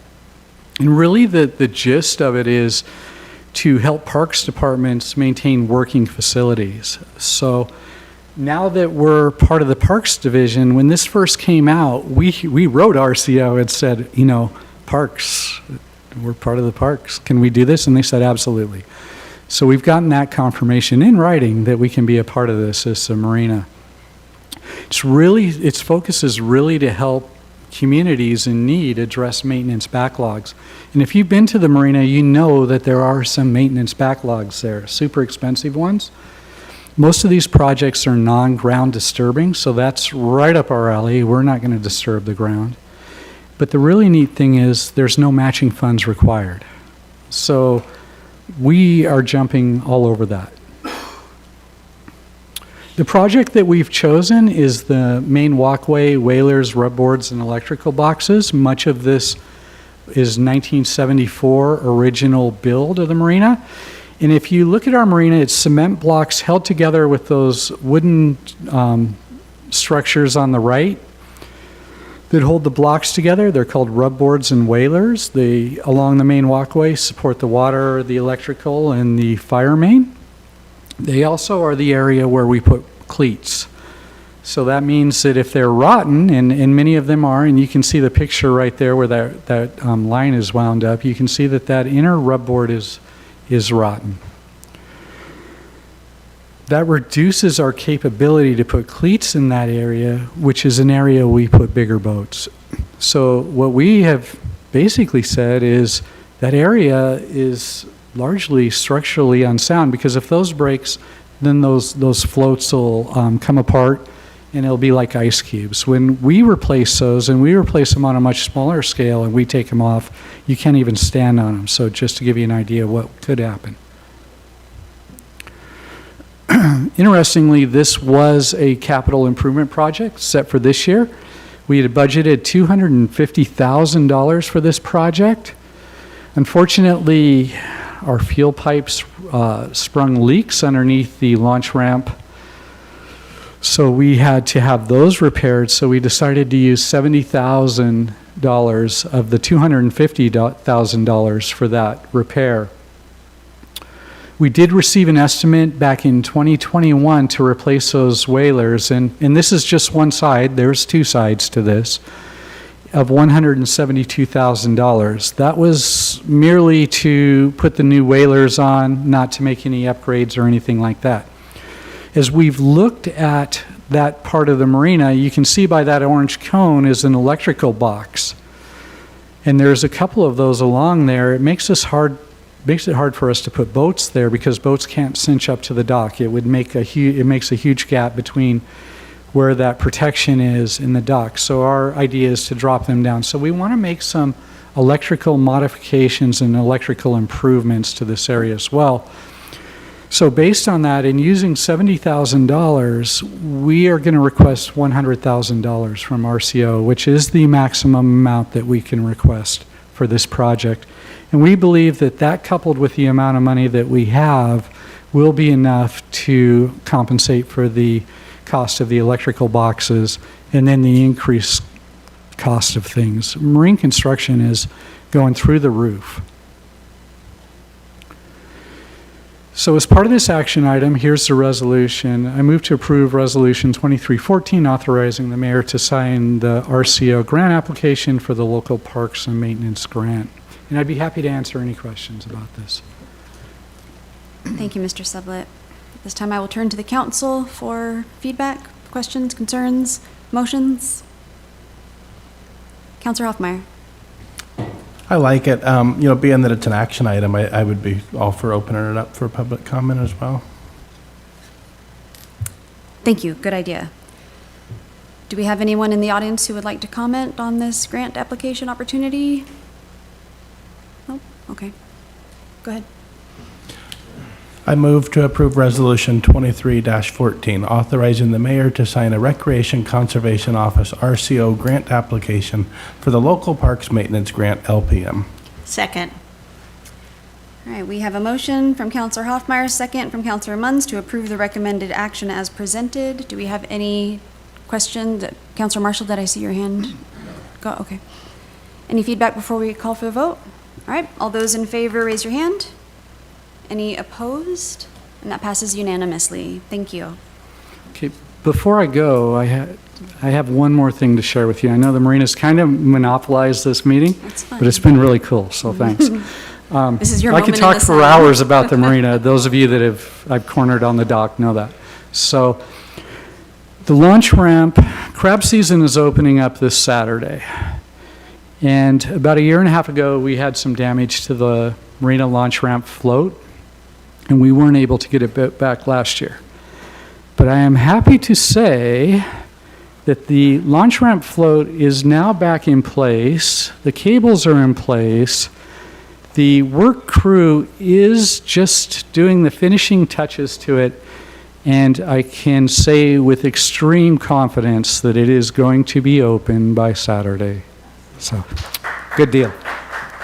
So, thank you. That's it. That's great news. Thank you. Can I make it quick? Sure. Councilor Stuckey.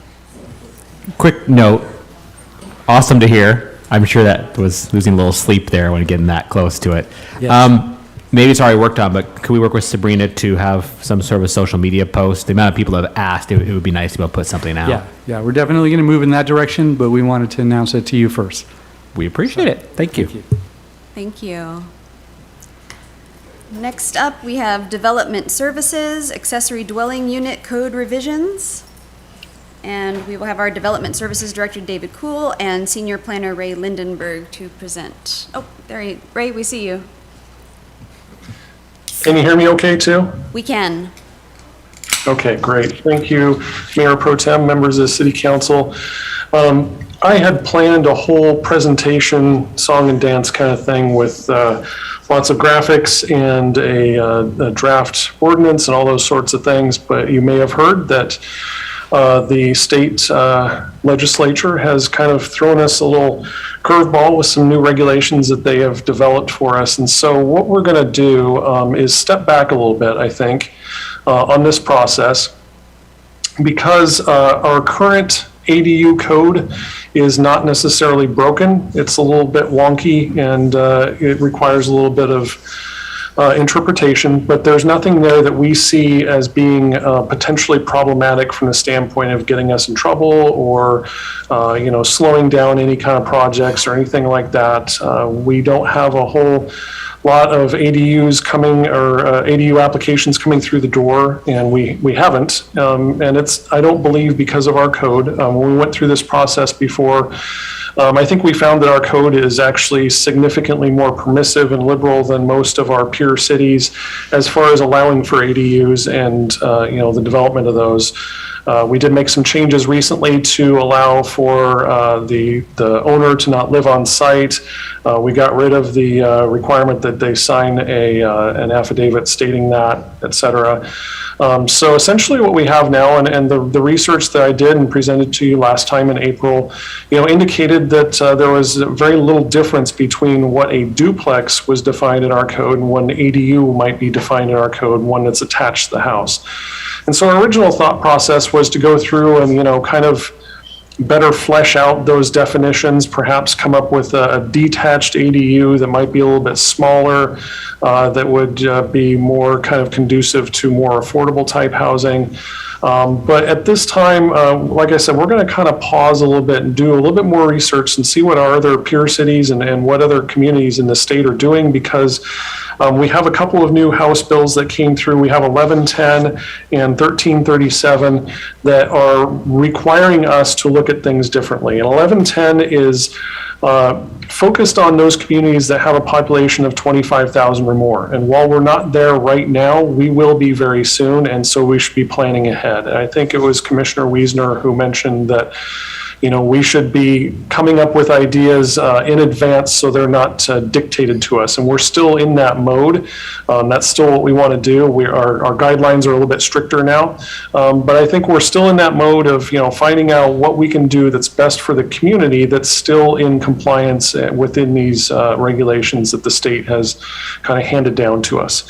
So the thing is about 1110, and I don't know if you had a chance to read through it. It's kind of dense. It's, very legal terminology and everything. It does bring up a couple of key points for what's required for those communities of over 25,000. And the key thing is there's essentially 3 steps there. The development of at least 2 units per lot on all lots that are zoned predominantly for residential use is required now. And so that is pretty much taken care of by what our code says now. We allow for ADUs, so therefore we allow for 2 units on a residential lot. So we're not concerned about that. We're in compliance with that. The second one talks about the development of at least 4 units per lot on all lots zoned predominantly for residential if you're near a major transit stop. And looking at the definition of what a major transit stop is, I think we're exempted from that because I believe the intent is to include light rail, heavy rail, bus rapid transit, things like that don't exist in Island County. So I think we're exempted from that. But the next one does bring us back into this development of at least 4 units per lot on all lots zoned predominantly for residential use, if at least one of those units is affordable housing. And they have very specific standards for affordable housing. It includes the requirement that affordability extend out for 50 years. You have to record a covenant as such. I don't think that there's going to be huge demand for that, to be perfectly honest, on single-family residential lots. We could see it, but we do have until, my understanding on this timing is till our comp plan amendments happen in 2025. We will need to have something in place by then. So we have some time to work out how this is going to fit into Oak Harbor. What's going to be best for our community, like Councilman Wiesner was saying. So we're going to, like I said, step back a little bit, take a look at this. The other one, House Bill 1337, has some similar wording in there, except that it says that you need to allow for at least 2 ADUs per residential lot. And those can be any combination of attached or detached. So there's a whole kind of new criteria out here as far as requiring, perhaps 2 units per lot, or 3 units per lot, or 4 or more per lot.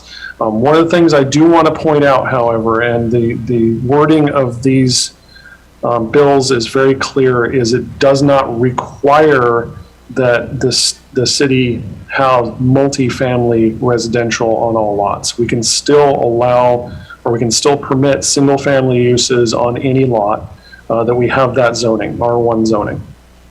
What it's saying is we have to allow for that greater density, and that is a key thing. They're not saying that R1 zoning or single-family zoning is being outlawed, so we don't need to worry about that. I want to make sure that that's perfectly clear, because that's not the case here. So, like I said, what we're going to do, we're going to step back. This presentation is for you to, I'm giving to you so that you understand that we are still working on this in the background. We had, kind of that presentation back in April suggesting that we would hopefully have some things done by August or so. That's not going to happen. We've got a lot more to contend with now since these bills have been approved. And the thing about it was, too, is we were trying to do a compressed timeline to get some of this work paid for through a grant. And it just wasn't going to work out. We want to do it right instead of doing it quickly. So, like I said, what we're going to do is go back to the drawing board, kind of map this all out and figure out how it all lays out for the city. We might be looking at some new definitions of what, single-family residential is and things like that. But we'll come back to you with some better ideas and some better plans of where we're going with it to make sure, number one, we're in compliance with what the state wants us to do, but also to make sure that we are doing what the community would want and preserving, what is Oak Harbor. So that's where we're at right now. I'm certainly available to answer any questions if you have any at this time. Thank you, Ray. Appreciate the update. Any comments, questions, concerns, thoughts, feelings, hopes, dreams? I feel hungry. Oh, yeah. Ditto. I'm with you. All right. Thank you, Ray. Okay, there Thank being you. no further discussion, we will move on to finance. We have a Parks and Recreation Staffing Report Financial Analysis, and our Finance Director, David Goldman, will present. Hello, David. In person. Good afternoon. Hello. David Goldman, Finance Director. I just got finished texting my wife that the guy who spoke before me was not my long-lost twin brother. So this item is a continuation of the item that was presented to City Council at the May 24th workshop. The council requested a little bit deeper financial analysis of the proposal, and that's what we're here to do today. So the agenda for this item, first we'll talk about the purpose for the changes, then we'll go into the 3 main focus areas of the Parks and Recreation Department: recreational activities, parks maintenance, and marina, and then at the end we'll afford the City Council to provide us with directions to move forward.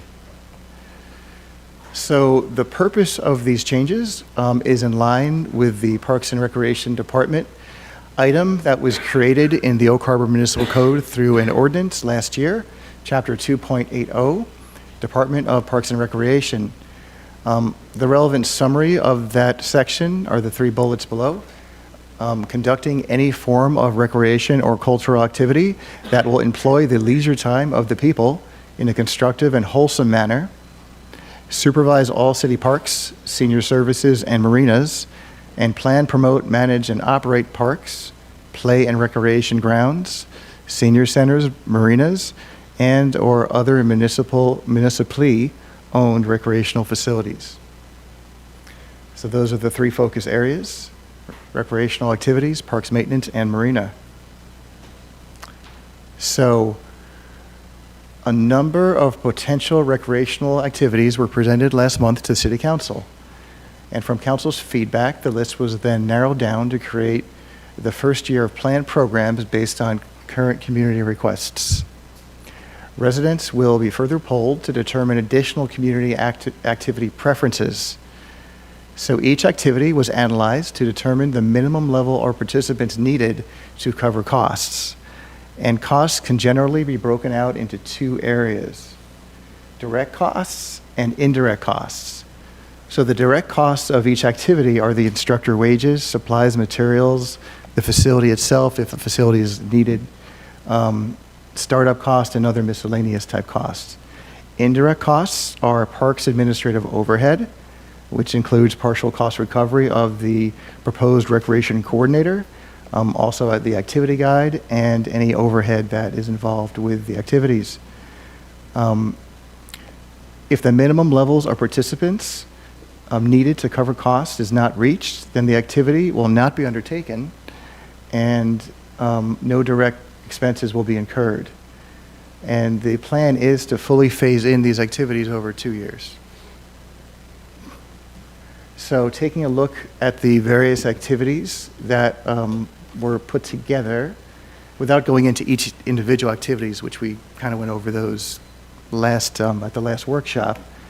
These are this is the breakdown where they're targeted by age. Some of these might overlap because certain things could be targeted to youth and tot, or youth and adult, or adult and older adult. But there's the breakdown of where they're generally targeted to. Activities by category.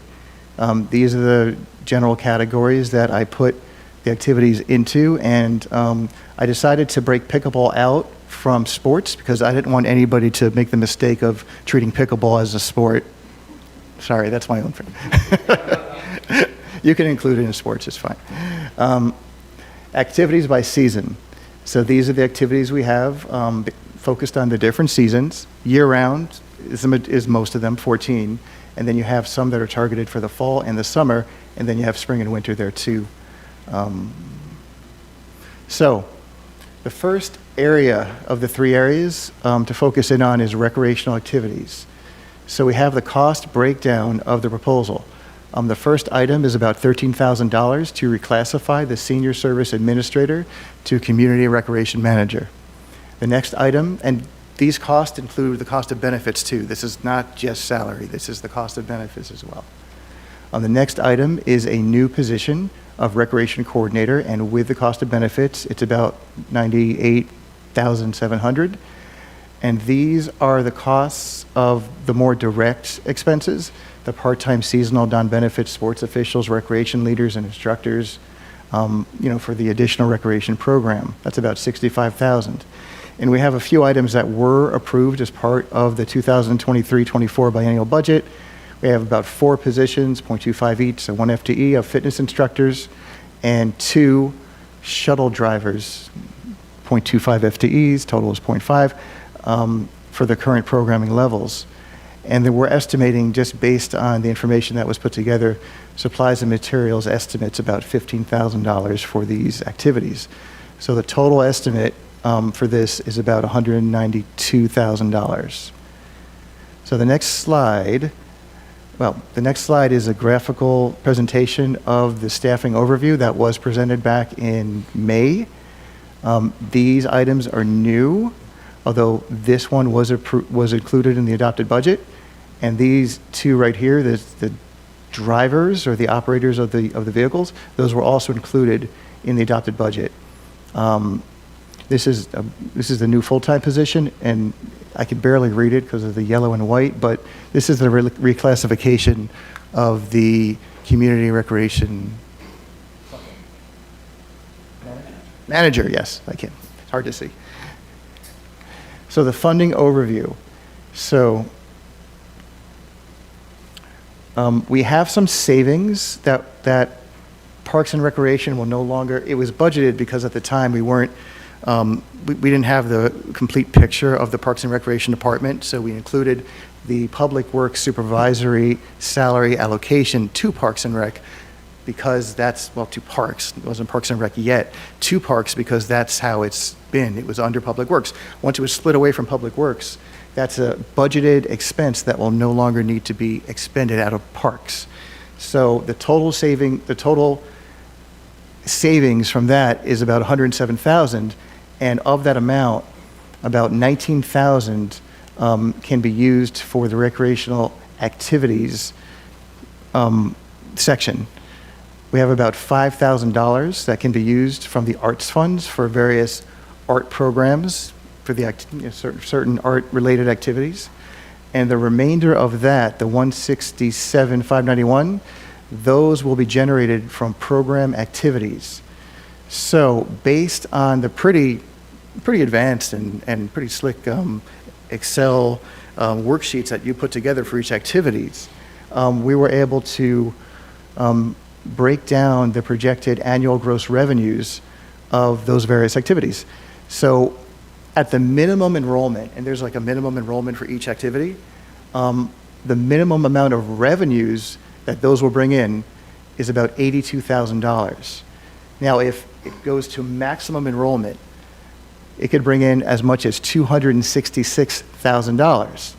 So remember, this is the target to break even. So if you take a look at this chart here, this 82,000 is the minimum, so that's kind of the base, and this bracket here is the range. So this is the minimum and this is the maximum, and the break-even amount is 167. So in order to get to 167, that's right about at 46% of the range. So it's right in the middle.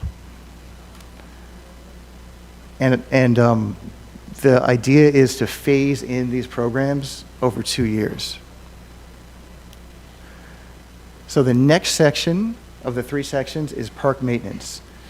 And these are the reasons for going ahead and changing up park maintenance slightly to improve the quality and usability of the parks, increase mowing and maintenance activities, and to address a deferred maintenance backlog, to help with the 7-day work week coverage, coverage for non-park right-of-way maintenance assigned to the department. We had some backfills for the arborist staff and park maintenance work, and helps backfill positions lost to streets and restructuring. The position lost to streets was, I think, about 4 years ago or so. Was it? Yeah, about that. So the proposed staffing overview is about $11,710 to reclassify the parks coordinator to supervisor, about $76,000 for the new position of park specialist 1, which is going to replace a temp position. And remember, these costs do include the cost of benefits, and a reclassification with no fiscal impact of a parks maintenance lead to a park specialist 3. So the total estimate is about $88,000. And here's a flow chart of what that looks like. This is my mistake. This arrow should be pointing to this one for the reclassification, and for the new position of park specialist is kind of replacing the part-time one, so this should really just say park specialist 1 for a new position to match the previous slide. So the estimate of $88,000 can be covered by the public works supervisory support. That's no longer going to be needed as an expense. The total amount is 107, so it's covered, and the remainder went to the first, the parks activities item. The last item is for the marina. The idea is to create an assistant harbor master position. Apparently there was one in the past, and it was never backfilled after the last harbor master retired. It will provide a backup for the harbor master. The project manager this position will also be the project manager for smaller operational and maintenance projects. As you know, Chris has a lot of projects on his hands. There's a lot of things going on at the marina, and this position will be able to help him out with some of the smaller projects, so we can focus on those larger, very, very, very vital projects for the marina. Position will also be the acting lead for maintenance techs, so it'll be a bit of a supervisory position, and it'll also help with succession planning. So the cost with benefits is about $20,000. And this is it right here, the reclassification of that position to the assistant harbor master with supervisory responsibilities. And those funds could come from marina rates. So the preliminary 2022 unaudited financials, I have to say all that because the auditor will be here in a few months and then I could say they're audited after they're done. The marina net operating income is estimated to be at $112,000 for 2022. And here's a chart of the overall expenses that we just talked about. And here's a chart of the funding sources that I referenced as well. And with that, the City Council will deliberate and provide direction to staff as to how to move forward. Thank you, Mr. Goldman. All right, and I will sit down. That was and thorough. Brian can take this. Counselor Hoffmeyer. Yeah, I think if we look at the 25-26 biennial, personally, I think we need to be a little more conservative than we are. Nobody wants to be in a position to where we end up having to cut individuals. One of my one of my true passions in life is park and recreation and sports. It's something I've long done for a hobby. Coaching our youth. It's something I happen to have chose for my career as well. So don't make me out to be the anti-recreation guy at all here. And I don't know that this is where all the council is, right? I feel like we're biting off too much here with the recreation part of things. I know I've had the North Whitby Soccer Club reach out to me. They're exceptionally concerned, and I know that there's other recreation divisions in town that are concerned as well. And I just concerned on the timing with the recreation things. That said, the parks maintenance is a huge thing that we certainly need to improve upon. Parks in general, we need to figure out a way to improve and increase the play space, et cetera. And I'm not sure if some of the more dire tax projections for 25-26 are accurate, but I do know in Oak Harbor, on North Whitby, it seems really tough for recreation programs with paid staff to ever even break even. Most of the recreation programs that I've seen be successful have relied on volunteer employees. So those are some of my concerns, and I will gladly back whatever council chooses and hope that it works. But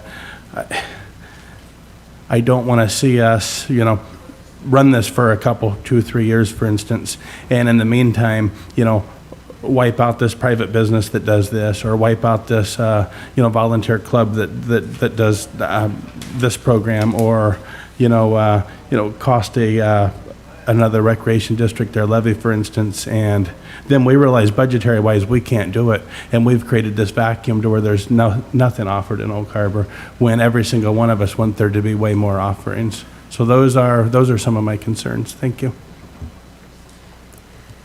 Thank you, Counselor Hoffmeyer. Counselor Wiesner. Thank you, Mayor Pro Tem. David, where'd you go? Can you go back to the slide with the recreation stuff, with the break even? Okay, so when you did the calculations of the income, the projected annual revenue, that figure you're using there, the minimum of 82,277 and the break-even amount of 85,314 over the minimum, is that just the portion of revenue for overhead?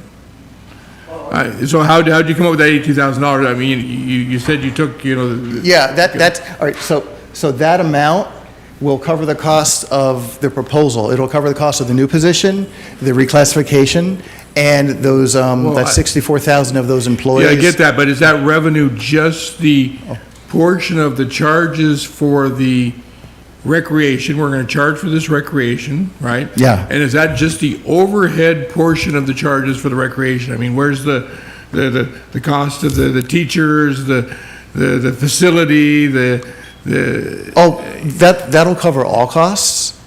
Yeah, that's not just overhead, but that'll cover all the costs that I was showing on the previous slide. Well, no, the 167,591. Yeah, that'll cover it all. Well, that's just the cost for the new staffing. Yeah. Am I that- not correct? I mean, well, that's here, just, Previous slide. yeah, previous slide, that's, No, again, that's the cost to, Yeah. There's some supplies and materials and overhead costs and things like that included in here. This was kind of the estimate that was okay, provided. so the supplies and materials, you're thinking $15,000 to put on all the activities year-round. You're thinking 15,000 we can,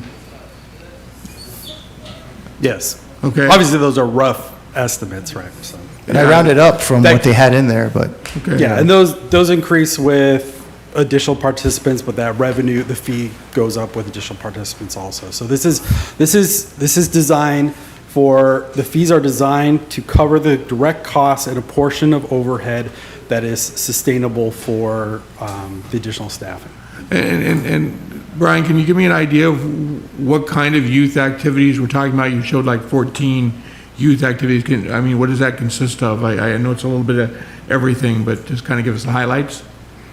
Yeah, so we have art programs, dance programs. We have like Smart Start, indoor soccer, things like that. And then roughly, what's the average cost of one of those type of classes? I know we have, the senior stuff, the transport and those activities, which are totally different, but those basic classes, what are you trying to keep those kind of capped at, or do you have an idea of For the fee? for the fee? Yeah.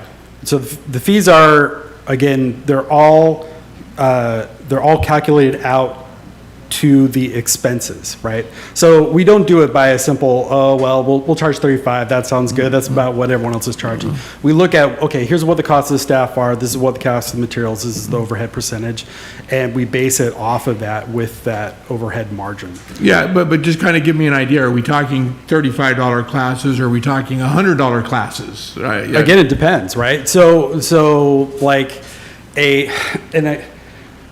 we don't have my spreadsheets to throw up here, right? Yeah, if I was at my I mean, if you desk, want to get in the weeds, I can I send could it go to to you, my but. desk. Let me go to my desk. But yeah, so like an art class would be $30, right?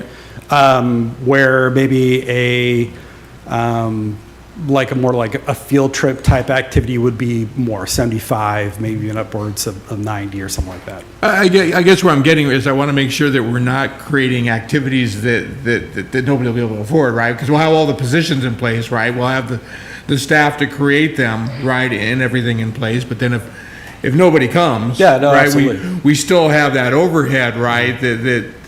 So two things to consider with that is one, yeah, this is community recreation, right? So we are hey, come try it out, take your Twinkle Toes class, or, get your 4-year-old to learn how to dribble a basketball or something like that.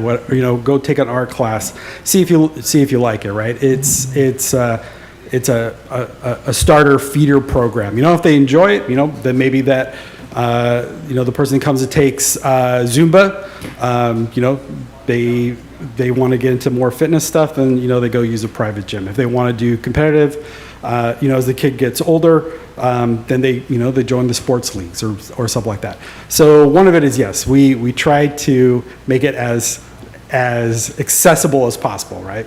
And then the other side of it is a sponsorship or scholarship program for underserved populations or disadvantaged families, based off of their economic standing. So usually what that looks like is we do whether corporate games or some kind of different events where we raise funds, and those funds go into a perpetual fund that we pull out, and they can cover up to like 3 programs a year, or they cover half the cost of a membership, or something like that, right? So we provide mechanisms for removing any kind of barriers to participation. We have a gear library where people can come and check out equipment for free, whatever that looks like.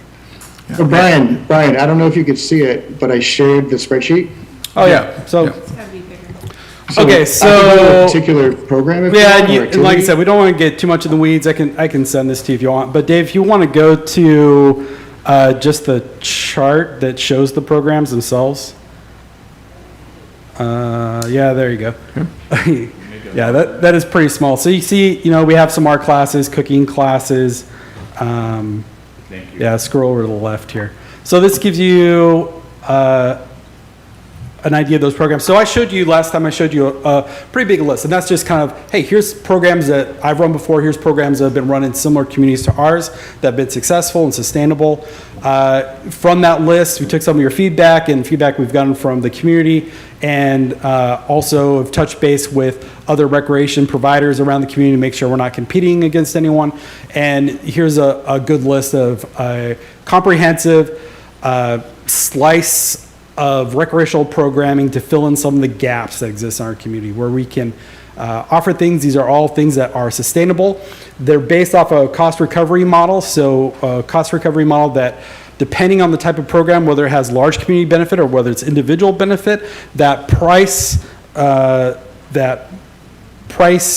return increases as you go to a more individual benefit. So for instance, kind of down the bottom, we have more community type programs, like say something like movies in the park. All right. So that would be something where we would just charge convenience fee pricing for concessions and things like that. Right. Where if it was say an art class, right, we would charge maybe upwards of like 130 to 150% cost recovery for something like that. Well, and yeah, this chart helps a lot. I mean, I figured this is what you did, right? That you figured out the classes, backed into the number of sessions, which then backed into the number of instructors, which backed into the amount of staff you need. So if you want, just facilitate. Just click on any one of those tabs. So we took every single one of these programs and we plugged them into that formula that looks at what that cost recovery. Desired cost recovery is. We calculated out, instructor pay, any direct costs with supplies, materials, looked at what 100% cost recovery is, and we benchmarked that against what was calculated out for our fee to make sure we're hitting our target revenue goals. Like David said during his presentation, if any of the classes do not meet the minimum participation required to meet that cost recovery goal, then we cancel the class. We don't incur the direct costs. Great. Thank you very much. Councilor Marshall. Thank you, Mayor Pro Tem. Just to touch on what you just said, Brian, if we cancel a class, do we still have to pay the instructor? No. Okay. So even though they've committed their time to that, we wouldn't have to pay them. Right. Okay. Why the reclassifications? I understand the need for, I understand the Marina one, and I understand the need for new parks, but why the reclassification to the recreation coordinator? And what is the difference between a recreation coordinator and a recreation manager? And where are they going to be located? Okay, so we are transitioning our senior services division to a recreation division. The recreation coordinator directly oversees the recreational programming. If needed, they act as an instructor. If we have an instructor that's out, they are the site supervisor for any off-site programming, things like that. So that's a new position that's being hired on. The reclassification is our current senior services administrator. So right now we have a senior services administrator that oversees senior programming and the center. With the creation of the recreation programming, they're going to have another full-time position under them, and they're going to have a whole lot of part-time and seasonal positions. These positions grow organically with the growth of the program. So we repurpose or spread the use of sports officials, rec leaders, however you want to call them, across multiple programs. So that's why we can have someone that's on part-time. Okay, if we cancel a program, they don't have to worry too much about not getting a paycheck. We have other programs that they're also doing instruction in as well or participating in. So that recreation, community recreation manager then is overseeing additional staff. They're creating an activity guide. They're working on a lot of the administrative stuff that is comes along with recreational programming. So those additional job duties that are out of class for what our current senior services administrator does is compensated in with that reclassification. And is that going to take the current senior services administrator away from being able to fulfill that responsibility as well, or then would we have to promote somebody to that position? No, so this will just be an additional of the addition of duties. If we were taking them away from that, we wouldn't do the reclassification. And where are they going to be located? They'll be out of the center, yeah. And the new recreation coordinator would As be in well. the center Yep. as well? Okay. And then my other question is it seems really top-heavy on programs for adults and older adults, whereas, we hear time and time again, there's not enough for the kids to do in the community. It looks like there's 25 programs for youth and all ages, but 54 for adults and older adults. And some of them seem to be already what's being done through the senior center. So are we taking programming from the senior center currently and just plugging that into this? Yeah, so we already have some instructors that do programming for older adults, and we're just expanding that to additional ages. That's really easy to do, right? As far as the other things, we wanted to be able to offer a balanced offering, and I definitely hear what you're saying, and I hear it as well all the time. Hey, we need more things for kids to do. I think partially to address some of Councilor Hoffmeyer's concerns about, oh, hey, we have other agencies that are trying to offer youth programming. We're going forward cautiously and very purposefully in how we provide programs in that area, just to make sure that we're not I guess competing or causing undue concern from the district or something like that. And Brian, are those set in stone, or are those kind of just, what our thoughts are right now, and we'll do surveys and we'll be reaching out? You'll find, and recreation is very different from many other forms of local government. It's pretty fluid, right? So programs get created and change and all the time. It really depends on trends. What's the latest fad in fitness? Hey, RISE just started this new arts program. Great. Well, let's partner with them and offer this program in conjunction with that. Maybe there's a grant opportunity that allows us to do, oh, great, we can do outdoor educational programs based off this grant. Let's create that. And so we'll have to make a lot of changes within the adopted budget. And, and David will come to council to talk about those supplemental appropriations as we go along. But yeah, it's pretty fluid in what we offer. As we go along, we will have just some programs that we know, hey, the community loves these. These are our core programs. We will just own these and make them as big and as best as we can. And then, let's try something new here. Let's try something new there, see what the community likes, what they want. But Brian, the supplemental appropriations or budget amendments will be in line, though, with what we're talking about here, right? Right, yeah. So what we're really building is a methodology for sustainable recreation that covers its costs. And we work within those parameters. Councillor Munns. Oh, thank you. It looks good, but what happens to Meals on Wheels?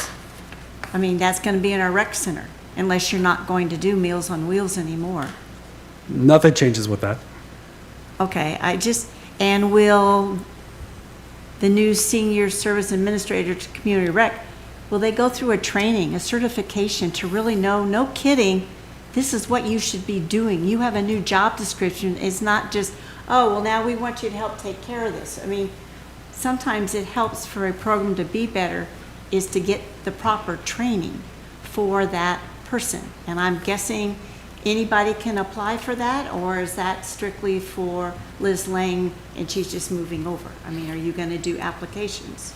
Yeah, so there's a couple different ways that we looked at doing this. The most cost-effective way is to repurpose an existing position, and we've looked at this position with the existing administrator that's over that site and already doing programming for older adults. And have already started doing some training around that. So I took her with me to the Washington State Association conference to do a bunch of trainings there, going through the Certified Parks and Recreation Professional certification. And then, So to answer your question, yes, we provide the training, make sure they are experts in their field. Okay, because you're asking a lot. Who's someone who does Meal and Wheels and adult programs and foot care and how to get insured. They used to order cases of insured. You could sign up for that. I mean, there's all kinds of programs, and now you're adding all the youth. And if, just because you have kids doesn't mean you have the training to do all that kind of stuff. On the reclassification of a maintenance 2, I'm guessing at the marina to assistant marina harbor master. Same, yeah, so same philosophy is we take a position to make it cost effective and doable within the budget without providing any undue additional subsidy. We look at positions that will be competitive in that realm, but we will provide that additional training to take on those additional duties. Hence why these are reclassifications with a bump in pay commensurate with that. And that's all based off comparables of existing positions in other municipalities. Okay, and have you thought, besides talking to the leagues that are already there for kids for sports, have you talked to the Navy MWR for the kid programs they offer in the summer? Yeah, so Because it would be great if yeah, had some of those kids.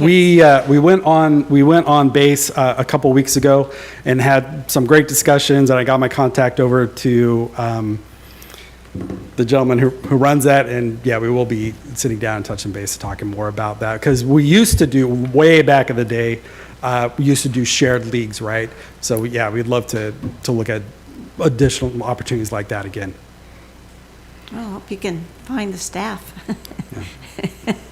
And little concern with the seasonal position of non-benefit, but sports officials. I mean, so you're just kind of ask the sports officials that are already working to, hey, come over to our side and we'll pay you if you do. I mean, I like a lot of the ideas. It's just how this looks with, oh, this is a bump in the pay because we're doing, and they deserve it because they've got more responsibility. I can see that. But it's just that all at once seems too much confusion, not enough training, and you don't know if people are going to sign up. I mean, the summer now, in a sense, because the kids are out, parents have already had them. I mean, I know the Oak Harbor Youth Sailing Foundation has their summer camps laid out between now until September. I know that the Yacht Club, through some new members, are offering kayaking. If you have a friend in town who wants to come with you, they have to be with a member, but they're trying to get an active kayaking club going here. So there are some things going, and sometimes I'm thinking, you're at this level, but there's not, and I could be way wrong, and I would be willing to help you, that you're not down at this level to know what little pockets are already doing. Scouts and are really big for Boy Scout and Girl Scouts, and what is it? Tiger Cubs and daisies. I mean, so it's just, it sounds good, it looks good. We don't have that kind of money. I'm just, go slower. I mean, I'm glad you have the big vision, but maybe parts of it you want to energize. But for some of this, it'll be middle of July, and then you really only have August. I mean, I don't know. Maybe you're faster along than I think. Well, Brian, did you want to talk about your implementation timeframe? Well, that's based on council, right? So, look, this is not my first rodeo, but I'm not doing this because I think it's a good idea, right? This is something that the community wants. You know, I hear this over and over from the community. I'm going to start directing them over here and let you guys hear from them instead of like me listening to them, because I think you do need to hear from them, right? And, you know, so, you know, we sat down with Jay at Cochrane with the district, and we shared the list of our recreation programs. I've talked with the soccer club. They're not worried about the city. It's actually the district they have concerns about. There's a lot of different entities out there that offer recreational programming, and I've not heard any concerns from any of them outside of the district, wondering if it's going to have an impact a little bit. So, you know, we definitely are sensitive to that, and that's kind of why we have built this the way we have with the initial offerings. As far as implementation, David wanted to just give you guys an idea. Hey, this is what it looks like for a year because you make decisions based off that. But we think of it basically as seasons. So depending on, this is a workshop, it's time for discussion. We'll need to have council approve this in an action item. Once that's done, then, give me a month and a half to get people hired on. Normally, all this analysis stuff, I would have a recreation coordinator working on this for about 3 months. I put it together in a week just so you guys would have some numbers to make decisions So on. Brian, no summer camp this year? Highly unlikely. Okay. No. I mean, we're already, at the end of June. No. But look at this as a 1 year. So if we start with fall programming, great. Fall, winter, spring, summer. It doesn't matter. I can make it work, whatever the season is. It really, the time frame is off of when can I get people hired on. We need to put an activity guide together. We need to make sure that staff are trained in the programs. It's a process. It's a tried and true process. Trust the process. No, this is exciting. My first reaction is, okay, we heard you wanted to do all of this stuff. This is great. Now we see the budget, prospective budget, but it almost sounds like, well, in order to start the programs, we're going to go ahead and reclassify and move this position and this position and this position. So chicken or the egg? It's exciting. Yeah. Thank you. Good luck. Thank you, Counselor Munns. Counselor Stuckey. That document that the finance director was showing us, is that possible to get that emailed to us, that Excel? Sure. That would be great. Any thoughts from the Parks Board regarding your time frame and ambitiousness with this plan? I don't have any of them here. No, I don't have a recommendation or motion from them other than we have committees that have been broken out specifically for recreational programming that, they're going to be working with us on that. I guess the only comment I have is, as you've come into this role, I've been very impressed with you and your knowledge. Even seeing the questions rapid firing, I can tell you've thought of most of the angles. Maybe there's something you haven't, but I'd like to put a lot of faith in this, and I'm kind of in this scenario. I mean, what's one of the few things we hear all the time? There's nothing for kids to do. There's nothing for kids to do.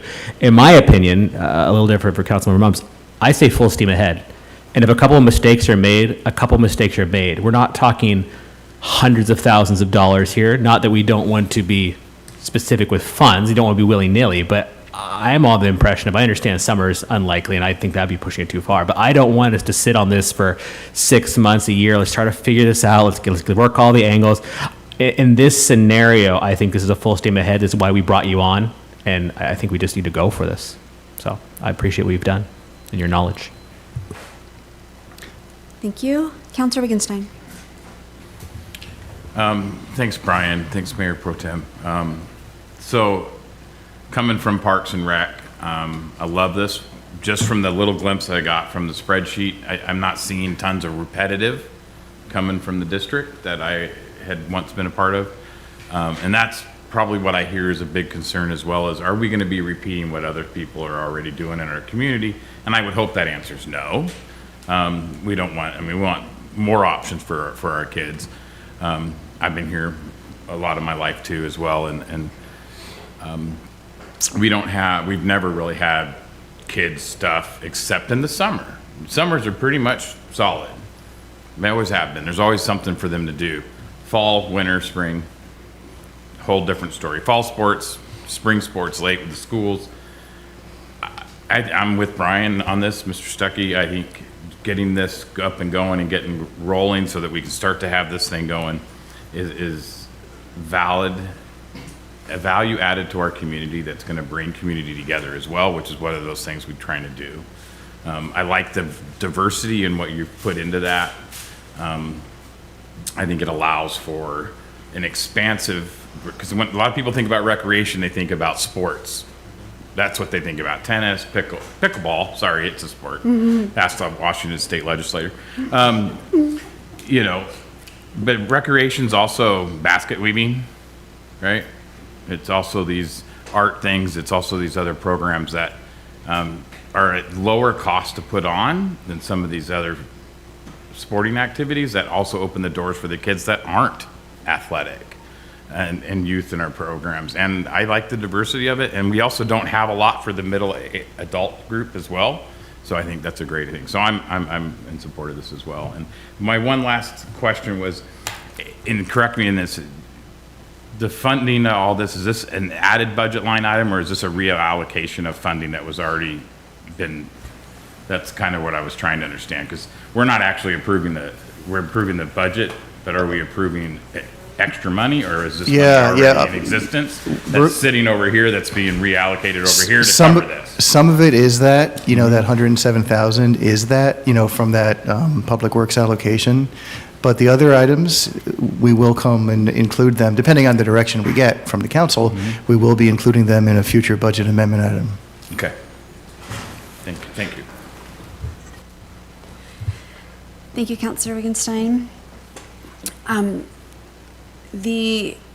Just so I'm clear, I'm looking at the penultimate slide, the overall funding, which includes the 167 in program revenues and the marina rates and, yep, oh, yeah, that's it. So if I'm understanding correctly, if we include program revenues at the end of this, once the programs have been completed and paid for by the participants, we are not pulling any money out of the general fund to fund any of these positions, or? Yeah, that's the estimate. Okay. You know, if we get to that 46% of that range, you know, if we go above the 46%, well, it might actually bring in more money. Of course, if it is a phased-in process, so the very first year, you know, there might be a deficit, but by the time the program's implemented fully, you know, the plan is for it to break even, which is actually, I mean, I hate to say this as a finance director, but, you know, I've worked in a number of different cities, and it is kind of rare for a parks program to fully cover its costs from user fees. Usually, you know, I mean, usually maybe it's 50% or maybe lower, but yeah, this plan is to at least try to get there, try to get to that 100% coverage. And I'll just say, you know, everything that we're trying to do here is really all going back to that first presentation I gave you in July, that overall vision, right? So what we're looking at is not, okay, offering rec programs in the fall. Yes, it's all part of it. But what we're really looking at is 10 years out from now, how do we get to a place where the Parks and Recreation Department is not a pull from the general fund at all, but actually contributing back to the general fund. Two of the cities I've worked for are not only fully sustainable, but they contribute back to the general fund. Provo does it by about $500,000. Pleasant Prairie, you know, by about I think it's 50 or 150,000. And that's where we want to get to, right? We want to build programs that offer amenities, that offer services. We want to offer facilities and build facilities that are sustainable so that we can do more programming in the off season and in the wintertime that also bring in more amenities, increase the quality of life, but also decrease the subsidy from the general fund. In your experience, I remember doing the interview hiring process and looking at everybody's resumes. In your experience, which is vast, how many recreational, like individual programs have you overseen? Thousands. Thousands? Yeah. And how many of those have been self-sustaining? That's a good question. I would probably say about a quarter, maybe, is probably on average how that plays out. Again, that goes back to our cost recovery model, right? So if you think of it as a triangle, you'd have like special events, maybe therapeutic recreation and adaptive services, senior programming, and then as you go up, it's more and more individualized, you know, where you have like sports leagues would definitely be the top, your 150% cost recovery, right? And those high individual, high cost recovery programs subsidize your less, your 50% cost recovery, your 75% cost recovery type programs. So ideally, your model is built in a way that is balanced to where the whole offering of programs has more than 100% cost recovery. How many of the thousands of programs that you've overseen have put other providers of those programs out of business? I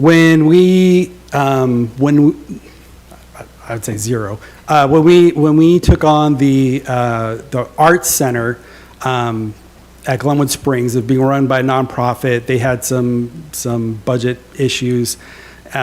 We took it over. We started running programs. The nonprofit was not paying their employees. They went like 6 months without being paid. We came on, tried to get the employees on under our programs. They had some trust issues after how badly it was being managed. Some of them went on to do the individual private practice, art, like dance programs, things like that. During that vacuum, we had a community college that also started art programs. So they started doing art camps. We were offering art camps. We were offering direct competitive programming to what some of these private instructors were offering and what the school was offering, and everyone did fine. I agree 100% with Councilors Stuckey and Wittgenstein. I say full steam ahead. If we have a chance to offer all of these programs and activities for what will hopefully eventually be, very little output if it becomes self-sustaining or even in revenue generating, that's the dream, obviously. But I mean, just breaking even is an incredible opportunity. I've lived here since the first grade, and the refrain always is there's nothing for people to do, not just kids, but adults. I mean, once you're out of school and you're not doing your organized sports or your classes, I mean, adults have very little opportunity to participate in stuff like this. So, this is our chance to think big and dream big. And, we hired Brian to do a job. And I say we let him do his job. Thank you. Councilor Wiesner, you had your hand up. Thank you, Mayor Pro Tem. Yeah, and Brian, I just wanted to be clear, amongst the many challenges I have laid upon you since we first met, one of the comments I made to you early on was build a program to support the youth and adults of our community, build recreation programs that will inevitably long-term be self-sustaining. And I said to you that I understand that it's going to take money up front to build those programs, and none of that's changed. My support of the idea and the concept, and you're laying it out exactly the way I said, right, at the beginning, that I would support, right? And so, yeah, I'm certainly on board. I realize it's going to cost money to get the programs off the ground. We do expect them to be self-sustaining or close to it as we move through this. Also, of course, the other challenge I laid out to you was I do expect there to be some, scholarship programs, and if we need to go out for corporate sponsorship to help those and make sure there's no child left behind, we need to have that as a front mantra of this. We certainly need to be conscious of the money, but at the same time, it's important for the youth of our community. I guess, David's challenge of this, right, that because he's the other part of this challenge, right? That obviously there's some concerns up here, long term, right? That long-term sustainability, 2024, 2025, looking forward and stuff. And I'm just going to ask that obviously David do his magic, and make sure that we have a way to pay for this moving forward, right? I mean, that's why I said before, I'm not used to seeing Parks and Rec programs breaking even, but I didn't want to say that and let Brian think that he's off the hook. Yeah, well, the reality is... Because he did say that 2 places you worked at, you actually generated revenue, right? So... Well, and the reality is, I think the model works. I mean, it worked here in the city years ago, many years ago, but it worked. The programs were self-sustaining. The income fees paid for overhead and the teachers and et cetera. And you're exactly right. If there was a class that didn't get enough participants, we got a phone call a week before that class saying, hey, I'm sorry, we didn't get enough participants. It's been canceled. So again, I just want to be really clear that my commitment that I made to you early on to support you in this endeavor has not waned. In my vision, you're doing exactly what we asked you to do when you came on board. And certainly we're going to have our questions. Certainly we're going to have our concerns. Certainly we're going to, be concerned about budget sustainability. That's our job, right? If we didn't ask and if we weren't always pushing and testing, then we wouldn't be doing our jobs. And but I do appreciate that you're doing your job. You're doing exactly what we asked you to do. And I just want to make sure you understand my commitment from those earlier comments has not waned in any way, shape, or form. Thank you. Counselor Hoffmeyer. Yeah, a couple things. Well, first, I assure you that we're hearing from the members of the community on this issue, among many others. Most of us have been here for some time. Our constituents know where we live. They know our cell phone number. There's not a single trip to the grocery store that this and other things don't come up. I don't think you meant to imply otherwise. I'm very grateful with how many members of the community you've been able to meet with, and I think the 7 of us on council have done a wonderful job of sending those members of the community to talk with you. But yes, if you can get them to show up here at council meetings, that'd be amazing. The other thing I wanted to hit, and we try pretty hard to not have staff names come up in meetings, but sometimes they do. So I did want to say, I'm not sure whether I will get to a point to where I can support this or not. It seems clear which direction it's going to go, but I do want to say, I have zero doubts in my mind that Liz Lang is the right person for this job. We have a lot of very bright minds. We have a lot of very bright employees with the city of Oak Harbor, and Liz is one of the brightest. So I have zero problems with her being the person. So thank you, Brian. Counselor Marshall. Thank you, Mayor Pro Tem. Mr. Goldman, you're good with this? You're totally comfortable with? Yeah, I was a little bit trepidatious last month. I wasn't here. I was, at a conference. But, I worked with Brian and Liz over the past few weeks and went over the numbers, went over the spreadsheet, tried to understand it better. I have a pretty good understanding of how things are working with the revenues and expenses. And I think we're on the right path. I think if everything comes to fruition, I think we're going to be in a good place. With Mr. Goldman's approval of it, I would like to see this move forward as soon as possible, because there are some parts of this, particularly the parks employee, would be great to have during the summertime. Now would be the time to hire that person, and if we can get additional staffing or help Chris out at the harbor, now's the time to do that. So I would encourage moving this item forward as soon as possible, because we did hire Brian for a specific reason. He was I felt the most qualified candidate, and his background speaks to that, and his initial presentation impressed me to no end, and I told you that when I met you, and his vision is what we had kind of been talking about for the city of Oak Harbor, and so we hired the guy to bring that vision to fruition. Let's go. Let's make it happen. Let's do this. So I would like to see this brought back before council as soon as possible. Mm-hmm. Any further comments, questions? Counselor Munns.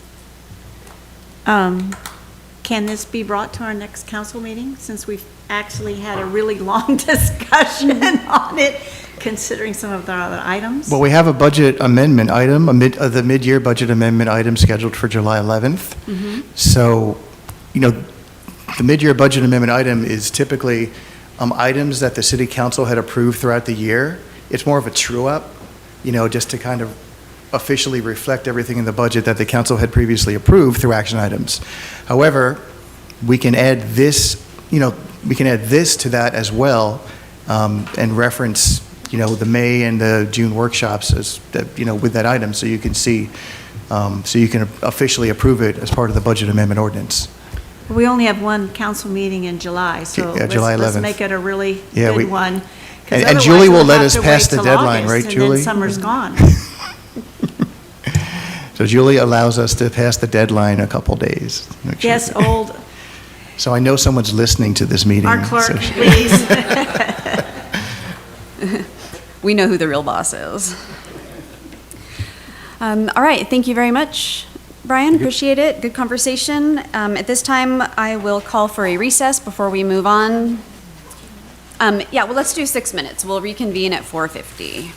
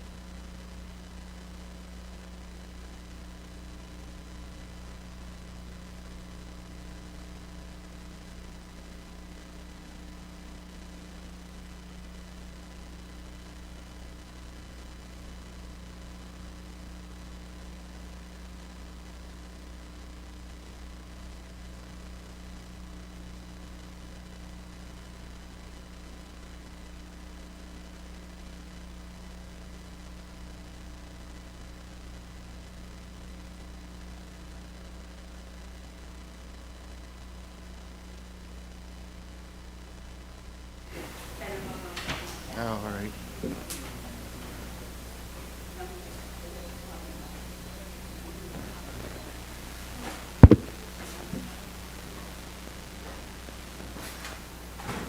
All right, good afternoon again.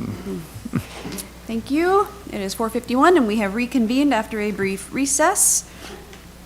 Next up, we have our 2022, is that correct?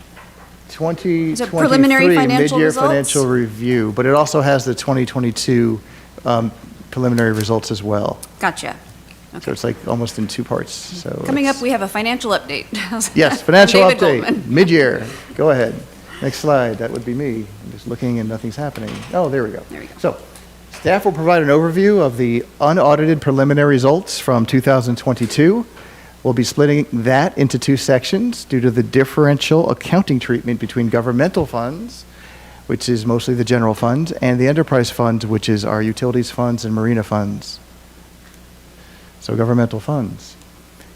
So the general fund, the preliminary results for 2022, revenues exceeded expenditures by almost $4 million, primarily due to ARPA funding and transfers in.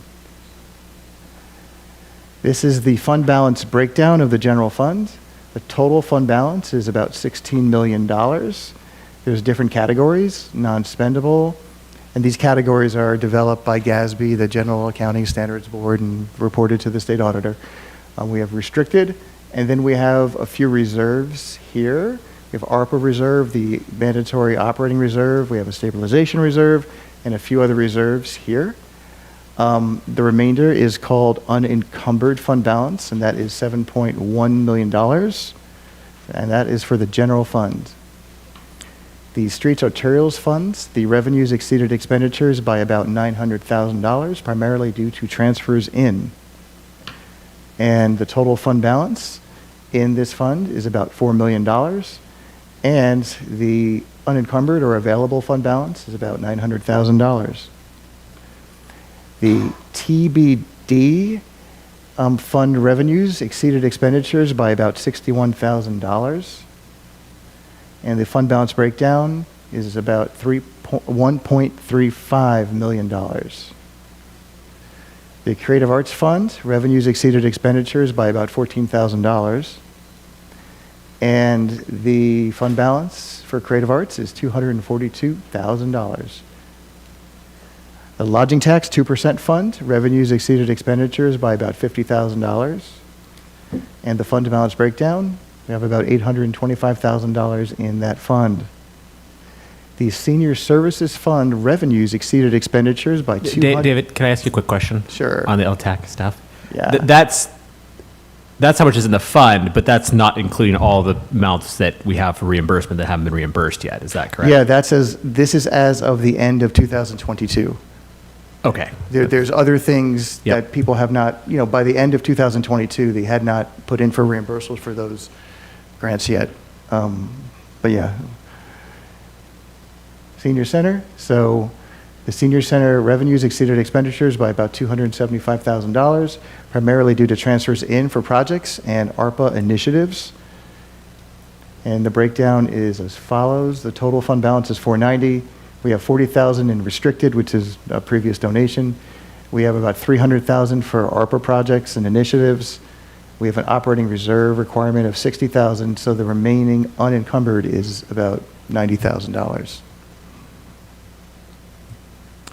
Other governmental funds. This is our REIT funds, our various project funds, and our debt funds, just various miscellaneous funds.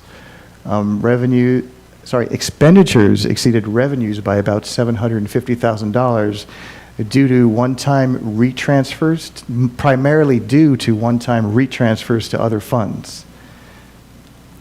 So you can see here, the fund balance of all those funds is $5.2 million, and the available fund balance is at $4.9 million. It says restricted, but basically it's restricted for REIT purposes or the project purposes or the debt purposes, but that is available to use for those particular purposes. So total governmental funds, all the different items that I just talked about, Revenues exceeded expenditures by about $4.5 million. And this is the breakdown for all the governmental funds. Total fund balance is $28.3 million. And the available fund balance, after all these reserves are taken out, is about $15.5 million. This is a fund balance trend chart. It's also in your backup because it's a little difficult to read here. But you can see the top area is your total fund balance over the last 5 years. And the available fund balance is the bottom area. So you can see in the general fund in 2018, the total fund balance was about 10 million. Now it's 16 million. And in 2018, the available fund balance, after those reserves were taken out of the calculation, was 5 million. And today that sits at about $7.1 million. And you could see some trends if you look closely, like the streets and arterials is kind of on a downward trend. TBD is stabilizing as we had. In 2022, we had a full year of using all the money for TBD projects. And yeah, those are the main trends there. Enterprise funds. So this is reported a little differently based on, GASB rules. This one actually has a net operating income that we have to, that we produce, and also a net position instead of fund balance. So the water fund operating income was about $750,000, and the net position of the water fund increased by about $2.2 million, primarily due to transfers of ARPA funds for projects. So the net position breakdown for the water funds is a total of 37.6. Most of that is in fixed assets, the actual water fund capital, buildings and facilities and structures. And then here are the reserve breakdowns: ARPA, operating reserve, rate funded system reinvestment, which we talked about when we did the rate study last year, the system development fund, which are those SDC amounts that we talked about, and various projects these are non-ARPA projects. And these are funds that are in the Water Capital Project Fund. And the remainder, the unencumbered, is 5.3 for the water fund.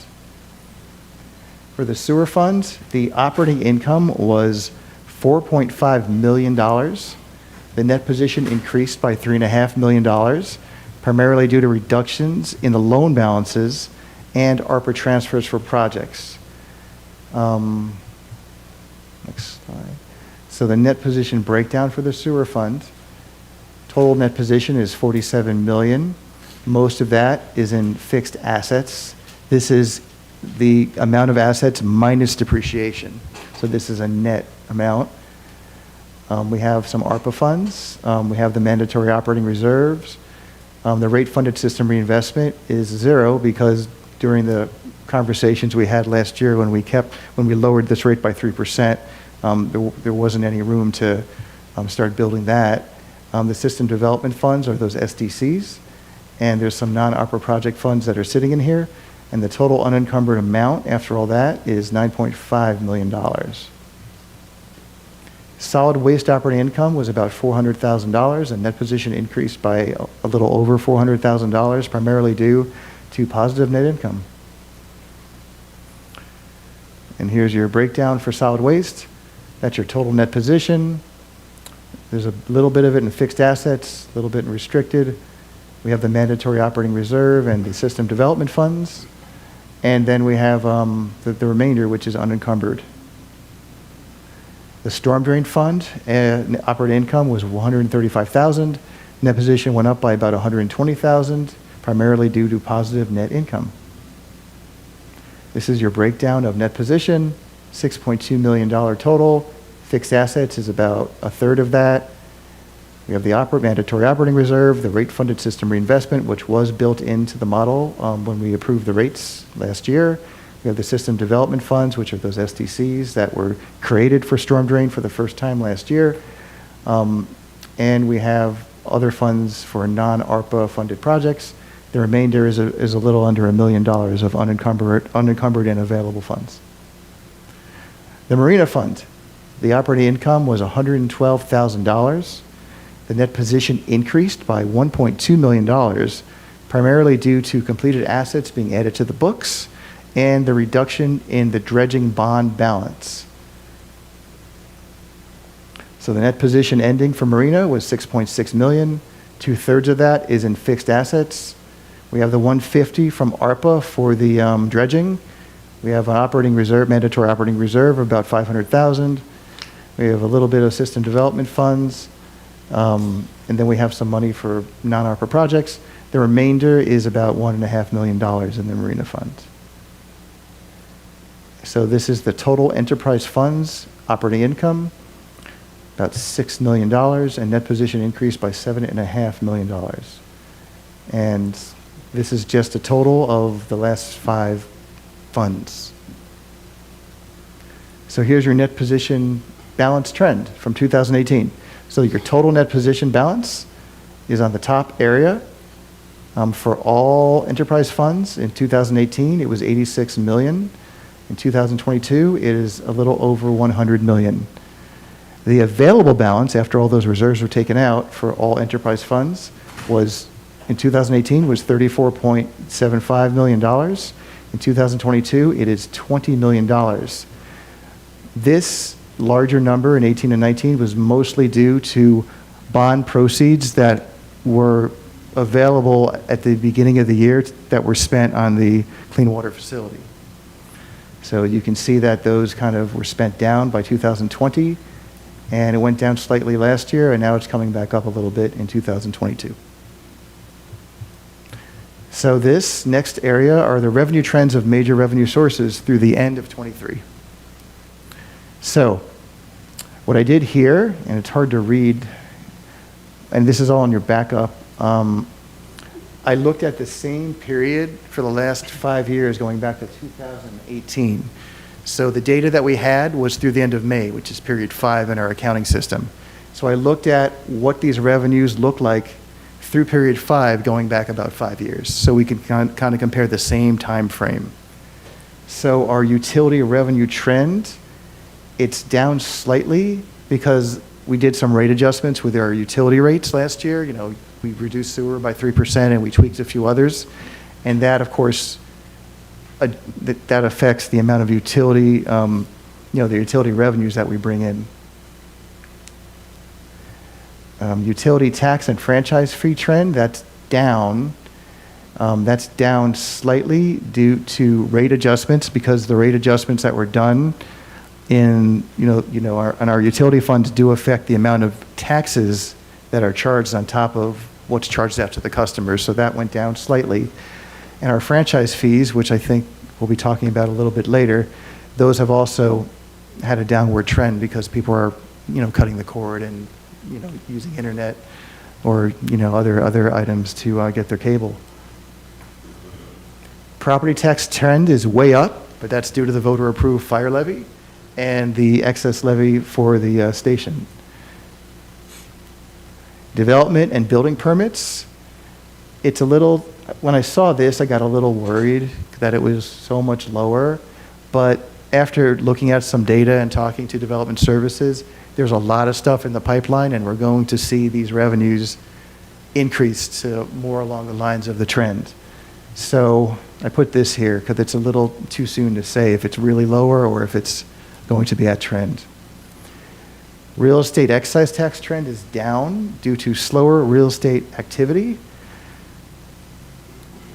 Motor vehicle fuel tax and Capron trend is down. It peaked about 13 years ago, and it's been on a downward kind of flatlining trend ever since.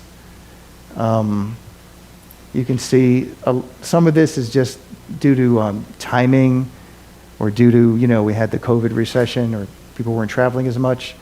But it is through period 5, and there's some timing constraints as to when we receive, the revenues from the state. Sales tax trend is a little too soon to tell if this dip is permanent or if it is going to end up catching up to what we brought in last year. The TBD sales tax, that's another sales tax, and it's the same thing. It's slightly down through period 5. It could be timing. It could just be, it just could be something that ends up lasting throughout the year and will be down a little bit from last year. Lodging tax trend, it's also a little bit too soon to tell. That's about even with last year and a little bit higher than the previous year, but it's only through period 5. Business license revenue trend is up. We converted over to the state's business license system last year, and one of the things they told us was once folks are paying at the same time they're paying for the state license, local compliance will go up. So these rates are up about 20% over last year, and we believe that's due mostly to increased compliance. So the outlook are, city financials are stable. We'll keep an eye on sales tax and development permit/fee trends, and we're been looking for the state to adopt a permanent fix to transportation funding for a while now, and hopefully they'll get to it, and we'll have a good source of revenues to help pay for all the road improvements and maintenance that we continually have to do. And that concludes the presentation. Thank you, David. Appreciate it.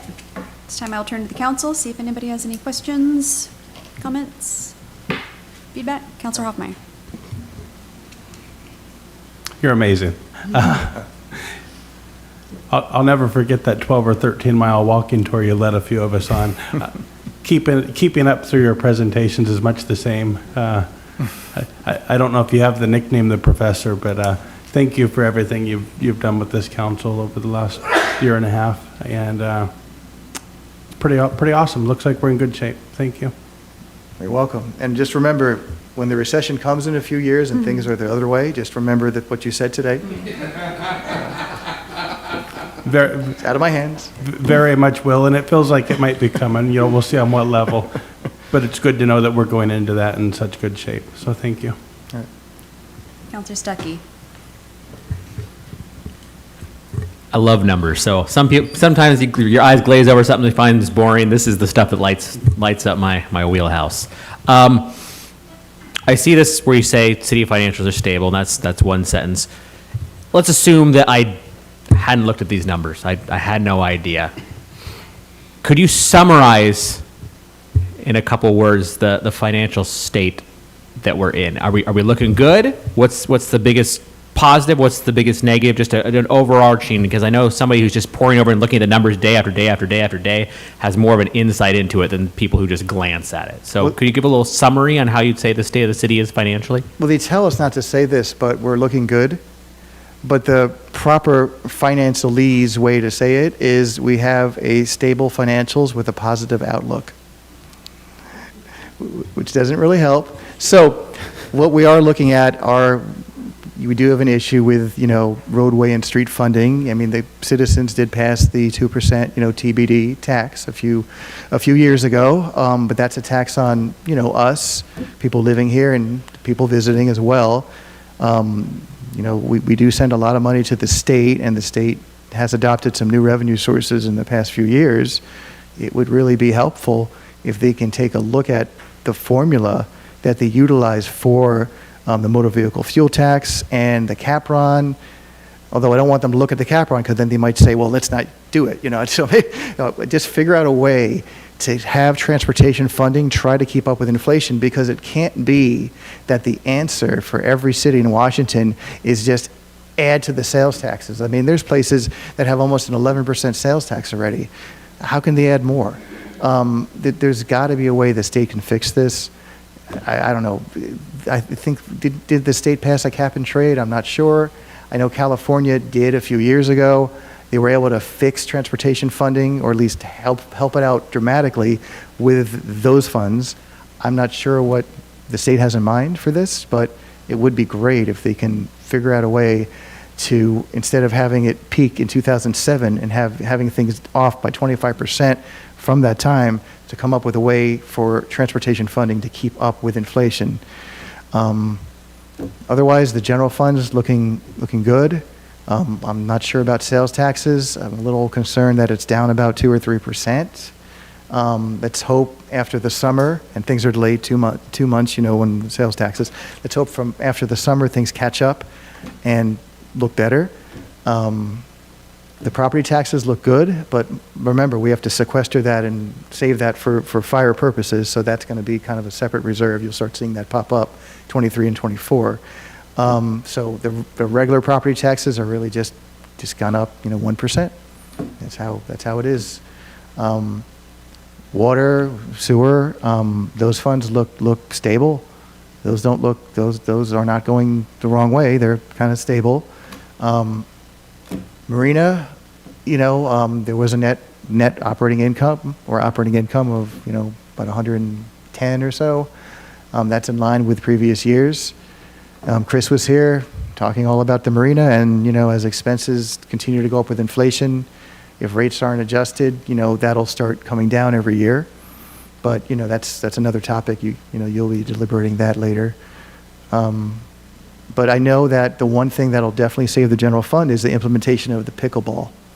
That'll definitely bring in, no, I'm sorry, he's not even paying attention. Anyway, but yeah, I've been in places where, I've been through the Great Recession. I've been in places where things were very, very tight and very, we had to be very creative in how we kind of got through certain things. I see things as stable here. We do need to plan for the potential recession that might be coming. So we don't want to be caught in a position where we have to make really negative choices with services and with programs. That would be detrimental to our mission and detrimental to, I think what the city wants to accomplish. So, it's always good to have strong reserves, and it always helps when we go out for bonding and they go to the S&P or Fitch or Moody's for a rating, that they see a healthy fund balance and that we're stable, we're in stable position. So. Thank you for that. Did that answer your question? It did. It was a little more detailed than what actually. Also, being on the finance committee, could you give a little thought to our investments? Oh, sure. Thank you. So I talk to a number of different cities. I go to these monthly seminars with TVI and with PFM.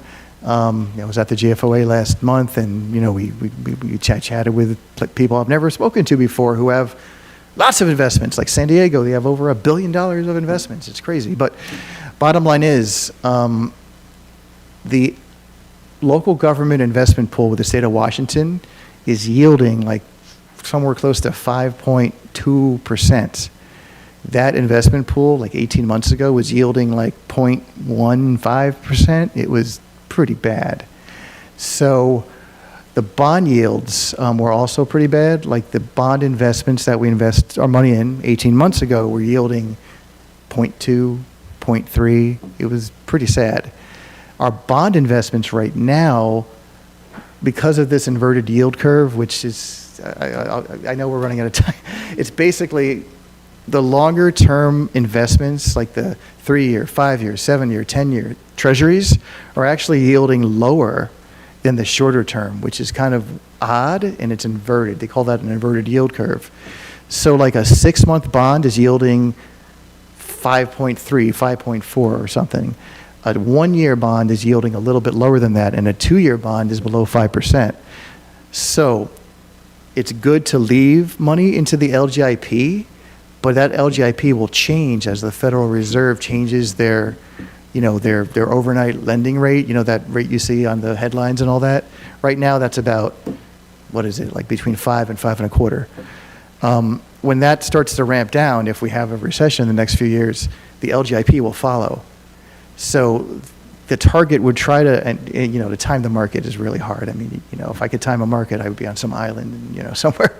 But what you want to do is try to maximize your yield and to reduce your risk. You can keep it in the LGIP, but as soon as things start to change, it would be beneficial to lock in rates for a year or 2 years or maybe 3 years. Our maximum is 3 years per our investment policy.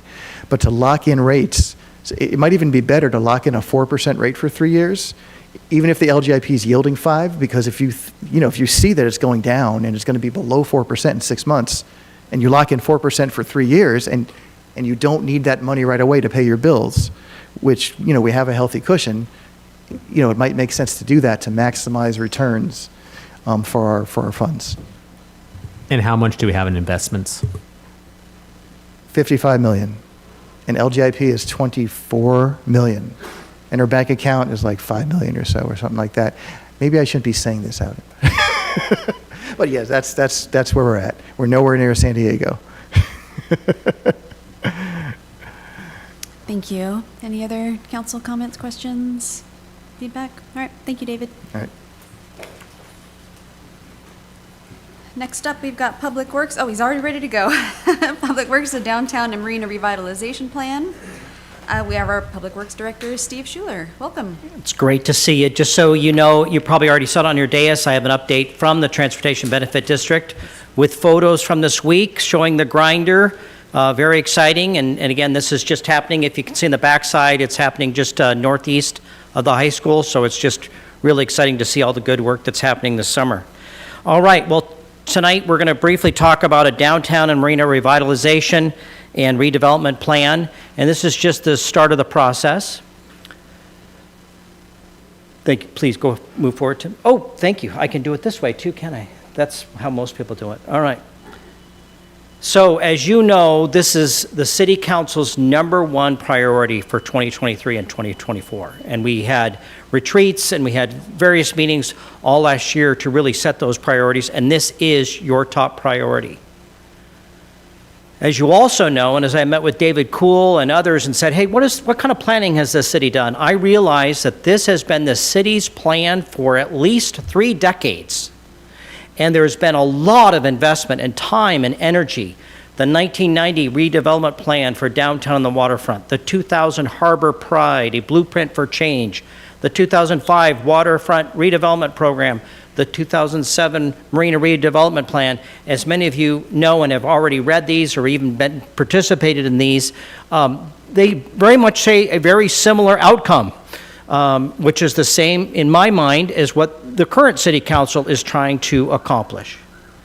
And then in my 15 months here at Oak Harbor, as I've met with stakeholders, either business owners, property owners, school board members, they have come to me without me even approaching them and said, oh my gosh, we have got to get a handle on long-term planning. We have got to get a handle on our redevelopment. This is a big priority for them, and they basically corner me and tell me, what are we going to do about it? So, my experience here is this is a #1 priority. And then I'm going to add something different, I think, to the discussion. What the discussion about revitalization, redevelopment, if you talk to different people, it might have different things, for each of us. What I'm going to tell you as a public works director is that your city infrastructure is in a severe state of decay. And so I'm trying not to use hyperbole, and I don't think I am. I am just telling you straight the way it is. And I'm not going to spend too much time tonight, but I'm going to give you a couple of brief examples.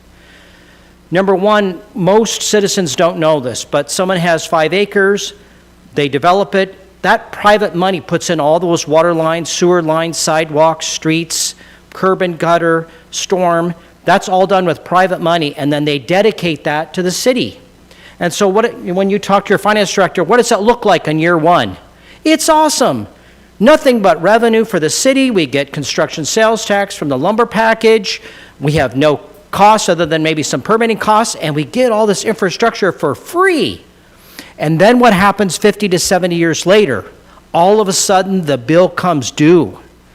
And that private developer got to build that water line on raw land. We as a city have to go out there like we're going to do on West Woodby, and we're going to have to close down the road, and we have to rip through the existing pavement, and we have to deal with all those existing customers, and we have to put in that water line, and we have to deal with all those services again, and it is highly expensive. And so the bill is coming due. Now, unlike our fire chief here, when he gets called, you got to get out there in, seconds or minutes. With infrastructure, what I'm telling you is this is a dire emergency. You've only got a couple of decades, right? But in the infrastructure business, that is an emergency.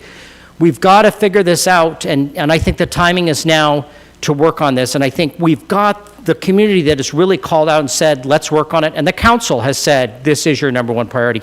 So I'm very excited to see that and start working on this with you. All right, I just had fun knowing the beautiful Navy background we have here, right? Our current infrastructure this is from an aircraft carrier from World War II.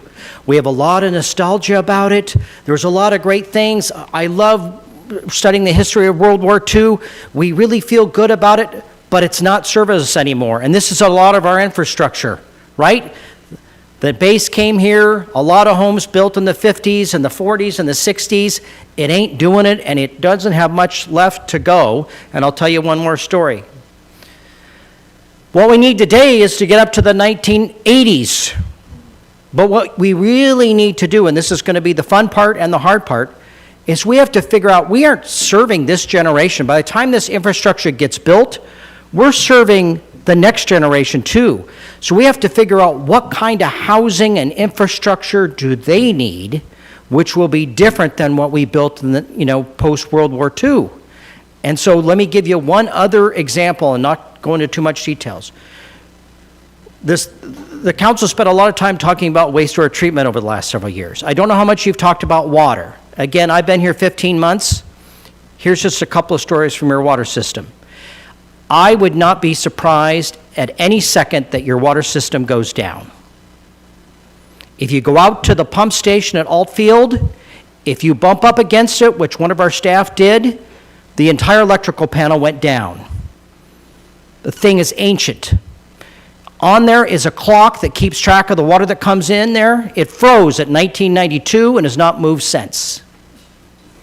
You have two lines that serve water over a 1930s bridge. That water provides the supply to the entire city and to the Navy. One of those lines is down and will not come back up. It's a steel line from the 1940s. It is completely decayed now. We are working with Anacortes to come up with some options for you so we can go over what it will take to see if we can even bring that one back into service. And again, if Chris Sublett could talk for hours about the marina, I could talk for hours about infrastructure. So I'm just going to leave it there. I think you get the idea, and we'll have further conversations as we move forward. All right, this is a tried and tested program that I've seen for over 20 years. There are many cities that basically you go down two paths. You can continue down the state of decay, and there's hundreds of examples. I can bring them to you, and you can see them. We can go visit them. They have just proceeded down the state of decay, and then you get to a certain point, and it's hard to grow out of it. The spiral just keeps going down, and it's hard to pull yourself out of it. I don't think we're there yet, but we're heading down. A lot of communities have learned how to do revitalization and redevelopment and bring in those investment dollars. And we can show you example after example, and we can go visit exactly what was built. And it's exciting because a lot of them have happened here in the Puget Sound area. And there's a basic program that I've seen over and over again that really gets you from ideas to making things happen. And so phase one, which is budgeted, which the council has budgeted, is about $65,000 roughly. And again, that's an allocation. We don't know exactly the costs. But that's a community outreach and engagement process. And that is also a stakeholder task force. And I'm going to talk about that in just a minute. Phase two, which is unfunded, because we really want to, phase one is going to help us determine where we go from there. But I wanted to show you kind of the full process. And that is a sub-area plan for the area that you want to study, right? We don't know exactly what that is yet.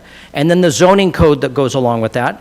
There's some market study. We don't want to build something that the market's going to say, well, that's a nice plan, but we're never going to come and build that. There's some design standards, right? We want this thing to be Oak Harbor when we're all said and done. We don't want it to be some other place, or we don't want to have certain standards that we're really saddened by what we see go up. And then there's a programmatic environmental impact statement, or EIS. That's a part we don't have to do right away. David Kuhl's very familiar with it, but that allows you where the developer doesn't have to come in and do SEPA, right? As long as their development matches up, boom, they can really go straight ahead and go to the head of the line. All right, so areas for future investment. I think this is really important, and in my business, we can talk about land use and redevelopment, but if you don't include transportation as part of it, you really need to do both of them together because they both really match up together. So we've got $950,000, most of that federal grant funding, that is set for Midway Boulevard in the next few years. We've got over $30 million that WashDOT has in the 2015 gas tax that is for SR20 improvements. That is going to be a big chance for us to improve our system. What is the land use next to that highway supposed to operate on? That's going to be really important. That's basically what we need to figure out. We've got Pioneer Way, we've got the marina, which we just talked about. We've got the harbor, and it's real fun to be here at Oak Harbor. I've never had to deal, with an ocean harbor, but there's a lot of things that we need to, and as I've walked all along the shoreline now, there's areas that aren't armored where you can see the top of the sidewalk there by the Veterans Memorial, which is not that old. And you already can see 4 inches of sidewalk. That's not a good sign. And again, you've only got about 15 years, and then you'll need to address that. All right. And then public facility concentration. Gosh, it's really neat. We've got city parks, 911, police, fire, city hall, school district, bus barn, the county, the park district, all kind of in this same downtown area. And so we've kind of been mapping that out. And so internally, we've kind of called that the triangle. And you've heard David Kuhl refer to the triangle. And what that is if you take Midway, and you look at all that commercial zoning area and that area that needs redevelopment, and a lot of that infrastructure is very, very old. Then you look at SR 20. Then you look at Pioneer. That kind of forms this triangle when you look at a map. Now, what's fun is that when we talk about downtown, and we've talked about the marina, we know that the marina it needs an additional source of funding. That's what I've heard from the consultants.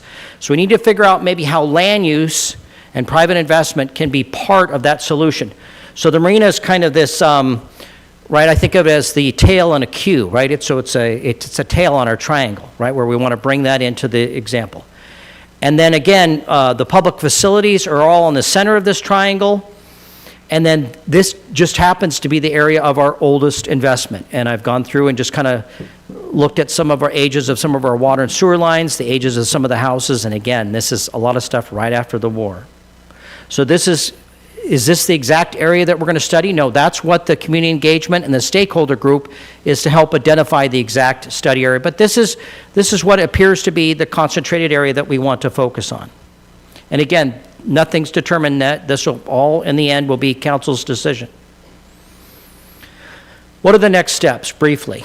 Next steps are to do a consultant request for proposals. There's a lot of groups out there. They're very busy. They're hard to get their attention, but we want to be able to do that. We might need more than $65,000, but I think that will be a good start for us. And we want to do that fairly quickly. And then again, we want to come back to council and really get serious about this task force and take our time to really develop that properly.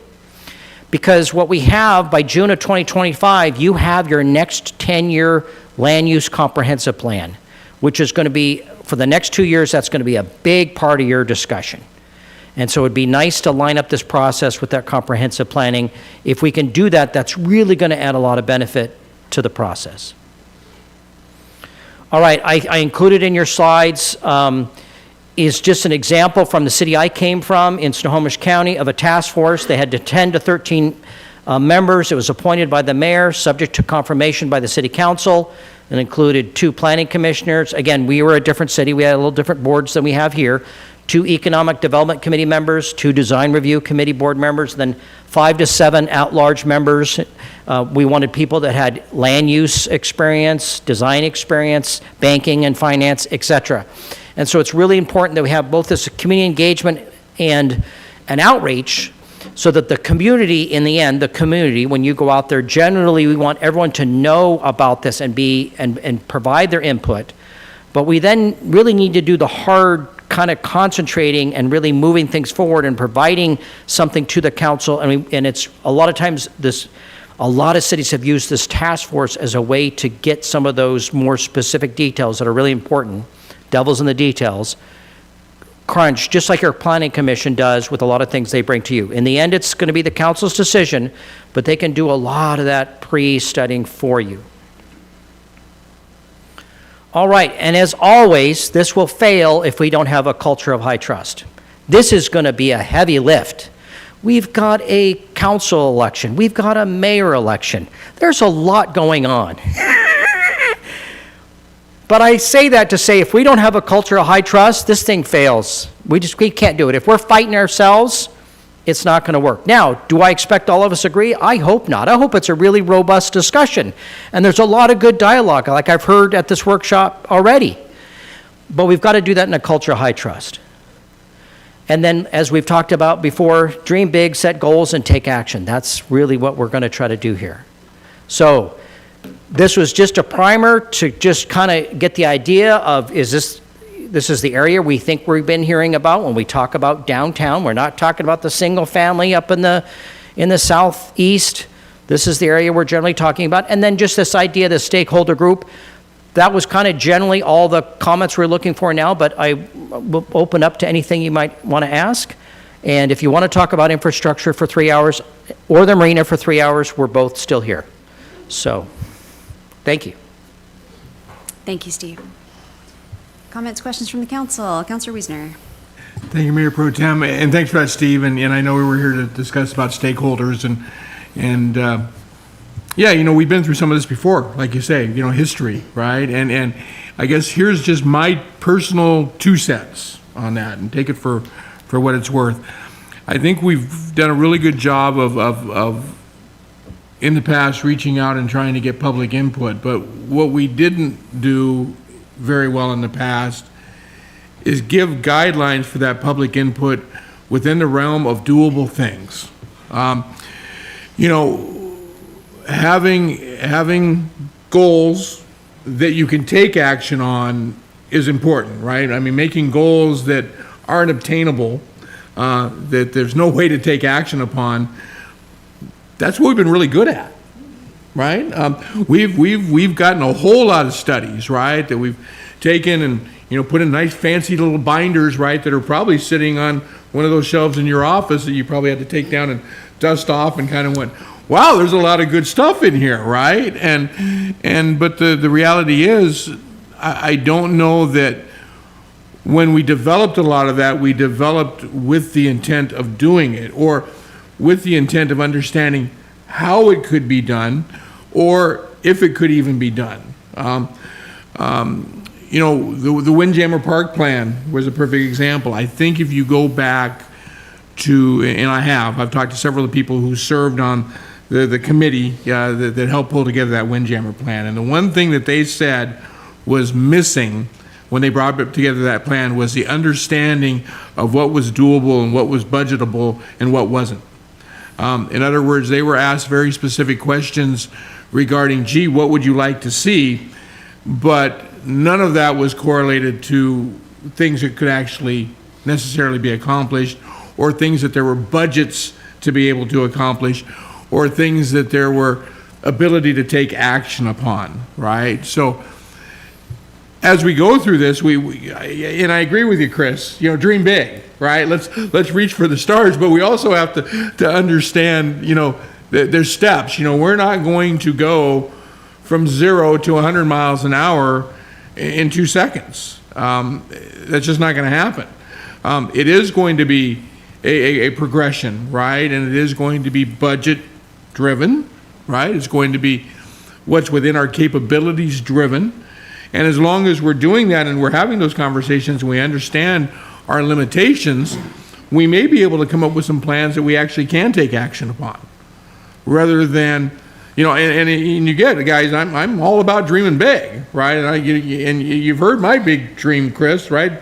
Planning the marina in our downtown, right? Relocating the entire thing when we rebuild it, right? And if that's not dreaming big, I don't know what is. But at the same time, I'm realistic about that, and I'm realistic about understanding that in order to get there, we're going to have to create the funding, and if we're going to be able to create the funding, we're going to have some deliverables, just like, you know, the conversation we're having about the marina. If we're going to charge more for something, I think the public has an expectation that we deliver more. And which comes first, the deliverable or the charges, right? And we all know that we can't deliver without the money, right? So the money has to come first, right, before we can deliver. But we can also have some goals set that we can take some action where we can have some of those deliverables start to happen, right? So people can see the return upon the investment. They can see that big picture. They can get behind it. They can see that something like that could actually work. You know, we talk about, you know, having a restaurant down at the marina. Will it work? I don't know. Will people drive to the marina to go out to dinner or lunch? I don't know. One way to test that is with a food truck or some sort of obtainable, reasonably obtainable solution for now to test that theory, right? And then the market drives the rest of that, right? That food truck gets busy. There's lines waiting for that food truck. Some entrepreneur is going to see that there's 100 people down there every day for lunch eating from that food truck, and the market's then going to step up and somebody's going to build a restaurant, right?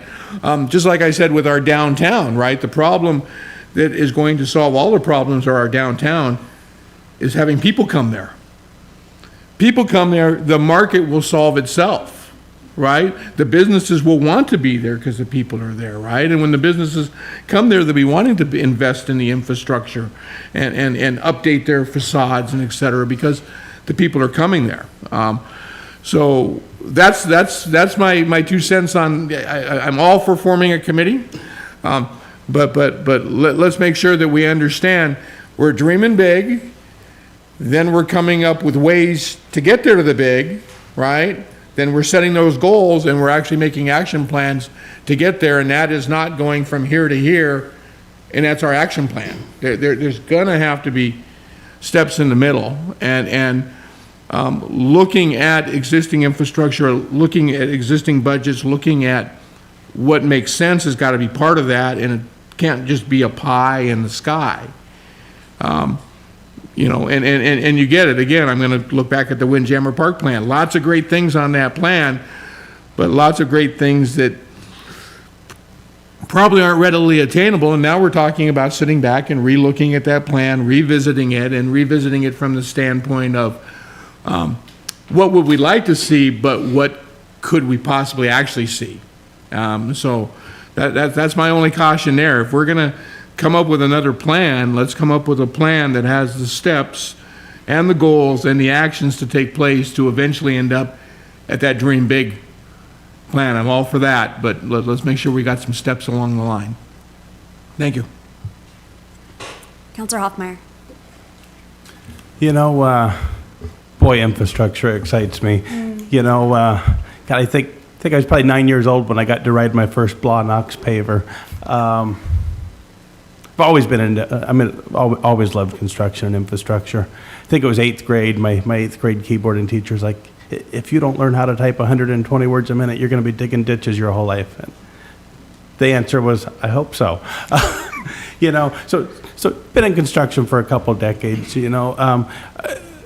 I've been able to be part of some interview processes and be part of hiring some people, throughout my life. A couple of those individuals have, their hire helped me sleep at night. I don't sleep much, but you would be one of those guys. So I'm really glad you came and stayed at Wildwood Farm there and decided to apply for this job. I remember in that interview process, though, I remember stating to you that things were way worse than you could imagine. And first of all, was that going to scare you off? But second of all, were you willing to level with council and explain to council how bad things were? And I think today's that conversation. We have a lot to fix. We've certainly accelerated the rate of our infrastructure repairs, and we know that it needs to accelerate quite a bit further, and this is how we get there. So thank you so much. I think as this is our number one goal, I think all of council supports you on this. Just let us know what you need, anything we can do to help you get this closer to the finish line. Thank you, thank you, thank you. Any other council comments, questions? Councillor Stuckey. Just a thought when you're talking about that high trust. You meant that with the public as well, I assume.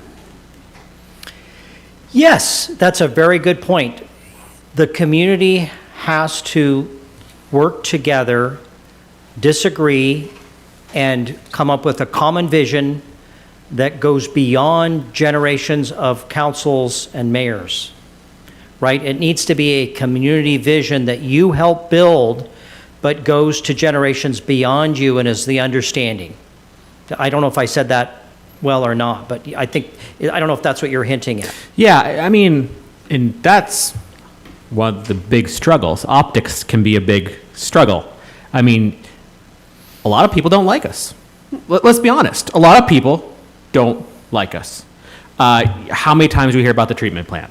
Whether the people got into the nitty gritty, whether they knew all the details, they see what they see, an article in the paper, they see something online. How the heck could you put that there? This is going too high. So that perception is very difficult to overcome. So that level of trust, we're going to have to do a lot of work, and we're never going to please anybody, but you hope you please 51%, because it's hard to tell people we need money to fix this pipe that no one can see. Yeah, that's a hard ask to infrastructure when it's things that you don't, a road you drive on, West Whidbey, it's easy. Things underneath the ground that, I haven't heard of it breaking. That's no, why am I spending $1 million on this? So all I'm saying is with that high level of trust, definitely, you're right. It has to go beyond one council, beyond one mayor, beyond one generation. And we really got to nail on the PR on that and do everything we can to get the community involved. And having a community group is a good first step. But unfortunately, apathy is a real thing. And it's hard to get people to show up. It's hard to get public comment. People like to talk about things after the decision is made. So everything we can do to help with public perception and get people on board is definitely going to be a win. Oh, good. And again, we need all of us to carry this message with our personalities, and you certainly don't want my face made for radio carrying every message, right? We really want, and that's why we want to bring in a consultant, because they can do a good job of being that independent person that comes in. And then part of that message is you need over $100 million, right, for your water system. You can either pay for it yourself, or you can have private dollars come in and make those upgrades. That's one quick way to think about this.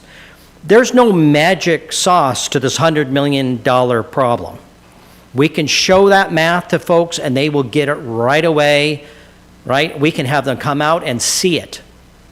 And so on West Whidbey, we're replacing a half a mile of water line. That's $230 per foot. And you know what? We got all excited when we saw the bids. We're actually getting bids. Prices are going down. We're in a stabilized world. $230 a foot for water line. You do the math on that, and you won't sleep at night. So don't do it. Or just go ahead and do it, and then just don't sleep. So we really need to have private investment come in and help us solve that problem. And I'm looking forward to you working with us on how we carry that message and other messages and how that all adds to the story. Yep. Councilor Munns. Thank you, Mayor Pro Tem. Take lots of pictures when you dig up that street and you're pulling those pipes out. Have lots of pictures, and I'm sure Sabrina can put it on. The charrette for the park was about 36 people, and it was herding cats. Great diversity. But it was like herding cats, and I can't make that meeting now, and this and that.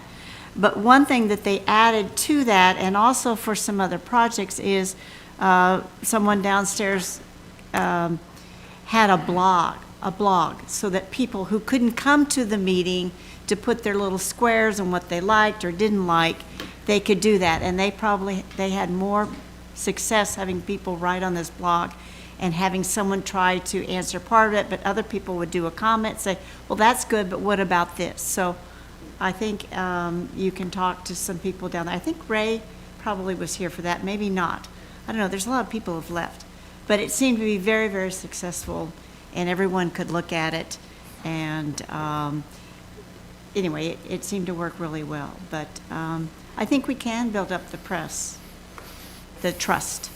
But it's going to take a lot of work. And even though we sit here, it would be nice to have some sounding points. You know, if there's a question we really can't, then we can say, hey, I'll text you and give you direct, you know, where you can ask the question if I don't know it, or I'll get back to you. But also it helps if we have good talking points to help out. We listen, and sometimes what my right ear hears isn't exactly how it comes out of my left ear. And so you want to be sure to produce good facts and to be sure that we have them.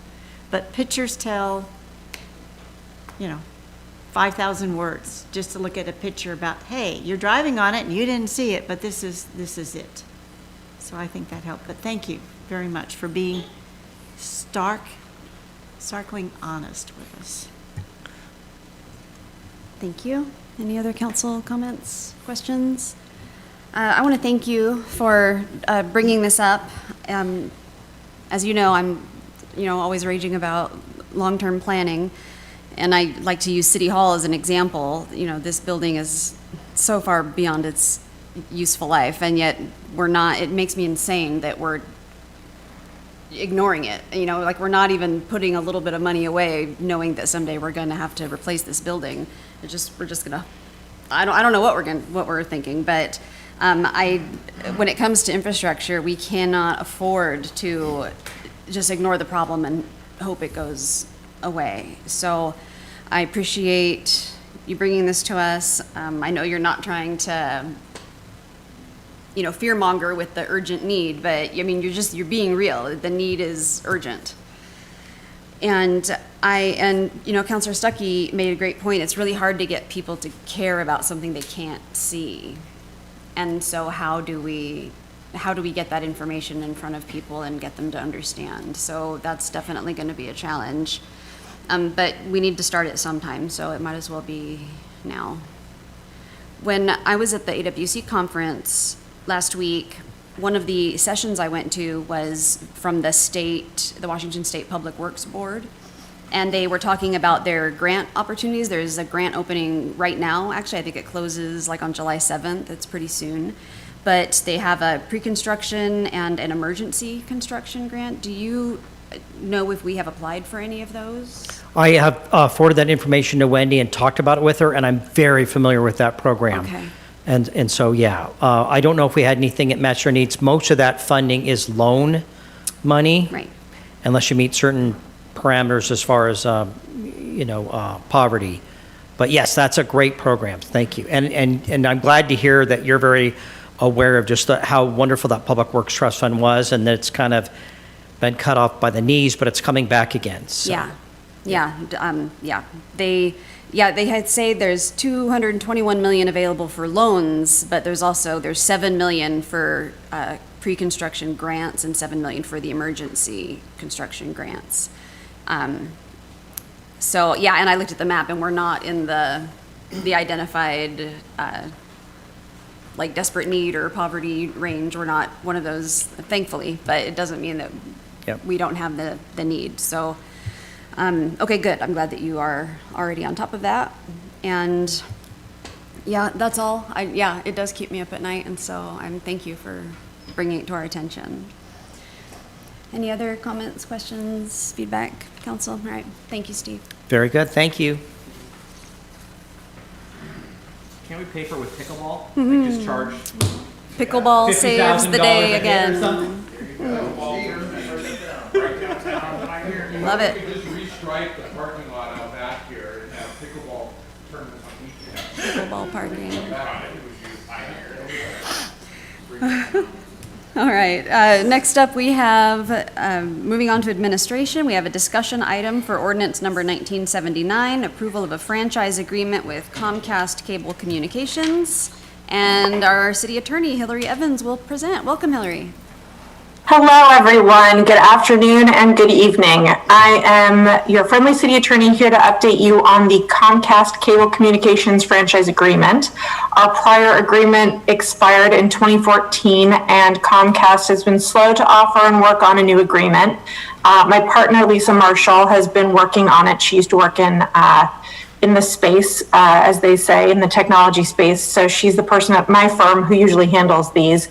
And she was working with Blaine to do it. So I'm not as familiar as I'd like to be, but I do know the basic terms of the agreement haven't changed substantially. There should not be a large fiscal impact to the city with this updated agreement. And I'm happy to answer any questions for you to the best of my abilities.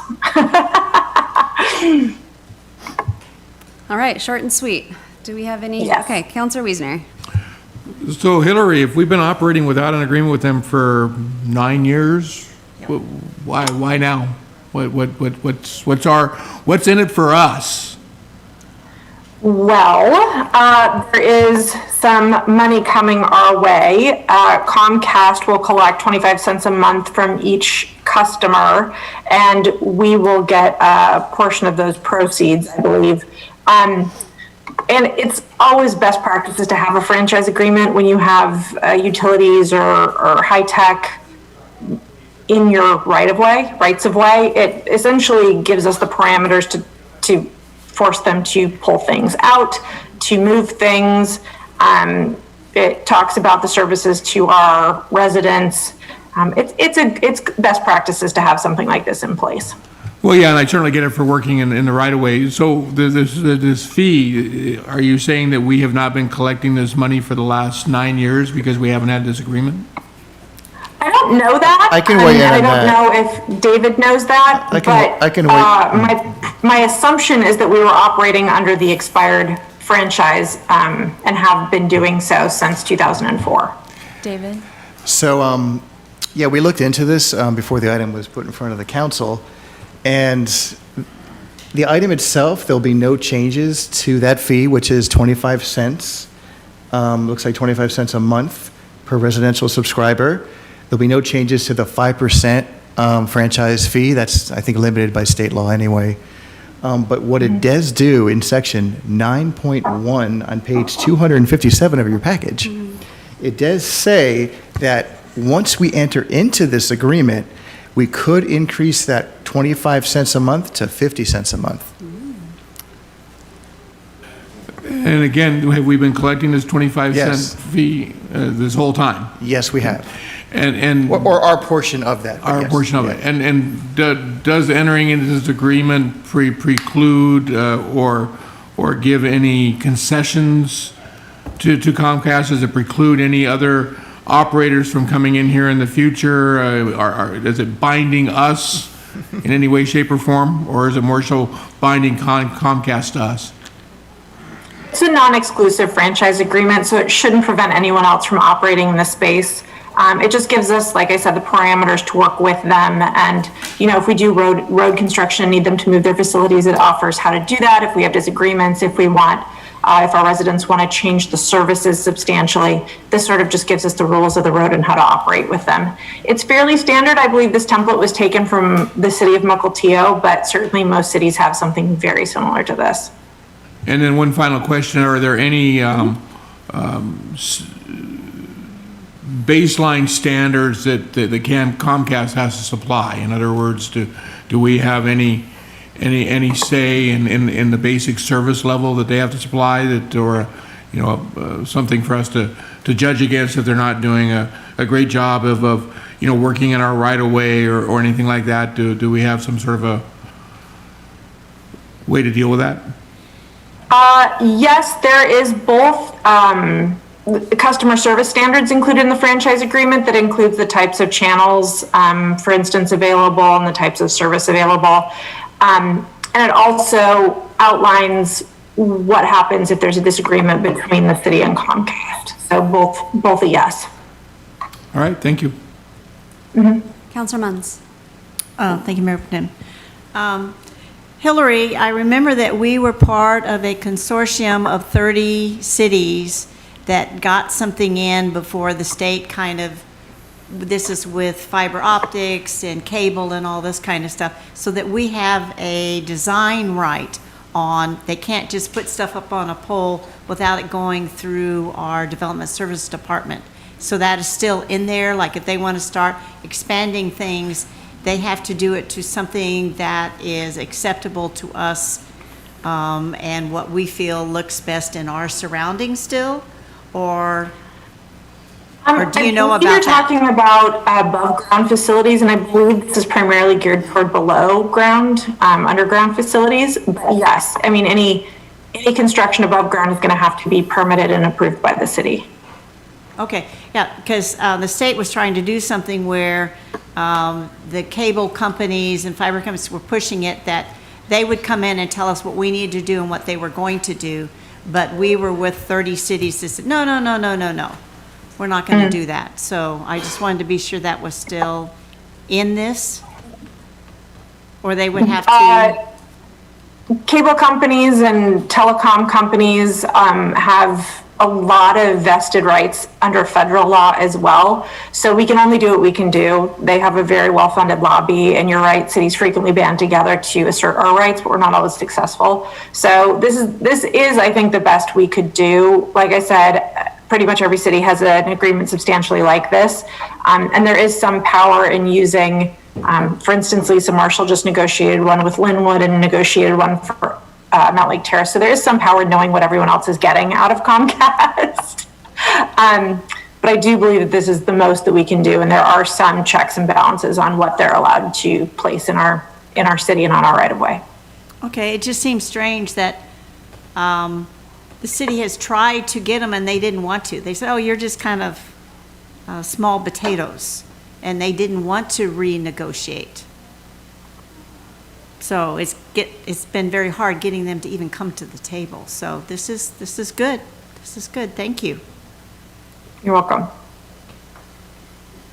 Any other council comments, questions? Hillary, is there any downside to not having an agreement and just proceed the way we are going now? Well, it's poor form to have no agreement, and our agreement has expired, although it sounds like we've been operating, in good faith under it for the last 9 years with no existing agreement, which is great. I'm glad we've been being paid. So having no agreement in place is a bad idea. And like I said, we negotiated this, and I think Councilmember Munns alluded to this. We've been negotiating this for quite some time. I'm not sure that, I haven't identified any place in the contract where I think we can get better terms, for instance. I think this is fairly standard, and this is probably as good as we're going to get.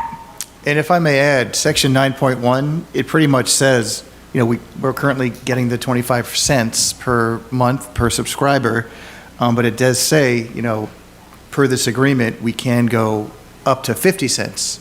So I think maybe without an agreement, that would not be possible. Is that correct? Does that sound right? It's very likely. I haven't looked at the old one, so I'm not sure what what the parameters were there, but certainly the increase is good news for the city. Okay, thank you. Any other council questions, comments? All right, thank you, Hillary, appreciate it. Moving on, we have our city administrator's report. Our city administrator is on vacation, so our finance director, David Goldman, is going to fill in for him. David Goldman. Sure, I you have called the out floor. 7 things, but instead, I can just say, do you have any questions or anything you'd like to call out? Hearing none, I think we're not. Great report, David. Great report. Spot on. Awesome. Yep. No, I could, all right, this will be quick. All right, so, city administrator leadership, let's see. Participating in Fire Station 82 Internal Task Force. We've been meeting every 2 weeks with Ray and me and Steve Schuler and David Kuhl and Blaine to just make sure that the fire station stays on track. And we do all the due diligence to ensure that we're getting a property that we actually build a proper fire station on. Next. Blaine participated in numerous grant opportunity meetings, including presentations to the Island County Board of Commissioners for the Rural County Economic Development Grant. We are updating website and social media content for the summer road construction to talk about the overlay and TBD. It's probably already done. Sending out we're doing cybersecurity training for all our staff. I'm not sure if you get those as well, since you all have city emails, but those Ningio trainings are fun. They're educational, and they're good to avoid pitfalls of cyber thieves. And special event permitting, so we issued permits. This has already been done. Basketball tournament in Windjammer Park last month, and the Sasquatch Walk last weekend. Fire, June is National Safety Month, and the department has been promoting a whole bunch of stuff to save lives. That's very true. There we go. Human Resources, the Wellness Committee promoted the Trailblazer Leaderboard Challenge, which ran from May 4th to May 31st. 37 employees participated, and I don't think my team won, but that's okay. We got some steps in. Parks and Rec. Let's see, the FDOC patios are open to the public and a great place to watch the 4th of July fireworks. The marina is open from 7 a.m. to 6 p.m., 7 days a week. We've been pressure washing all the decks and making things look really nice for people. We had an annual indoor community garage sale at the center on June 3rd. It was sold out. We had lots of hot dogs and food. And I think Public Works is last. Staff met with Main Street representatives on 3 occasions last month to discuss the design of the Serendipity Lane project. That is moving along. Great job. Any comments, questions, feedback from the council? Councilor Hoffmeyer.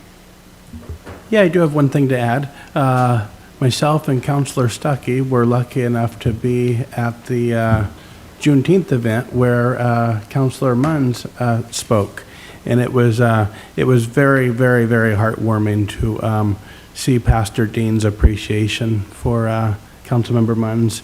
And it was amazing to hear her speak. I'm not sure if she had tears in her eyes, but she did have a couple of us right about there. So it was very, very, very much appreciated by them. Thank you. All right, anything else? We've got city council comments. Councilor Munns. So on June 4th, Island Transit started Sunday service, and there was a lot of people that got to go to church. Also, they have started since the 31st of May. You can ride a bus to one of the parks, and then you don't have to pay for an entrance fee because you're not paying for your car. And it limits cars on the road, but so check the schedule and you can check that out.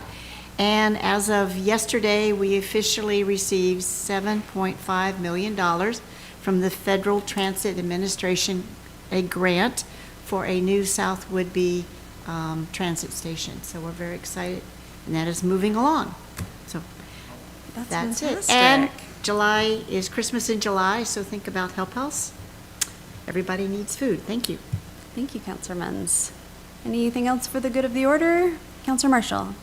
I just wanted to let the community know that this Sunday from 9 to noon at Oak Harbor High School, we're hosting Christian Covington, who's a current NFL player. He just signed with the Detroit Lions this year, and we're going to be having a free youth camp.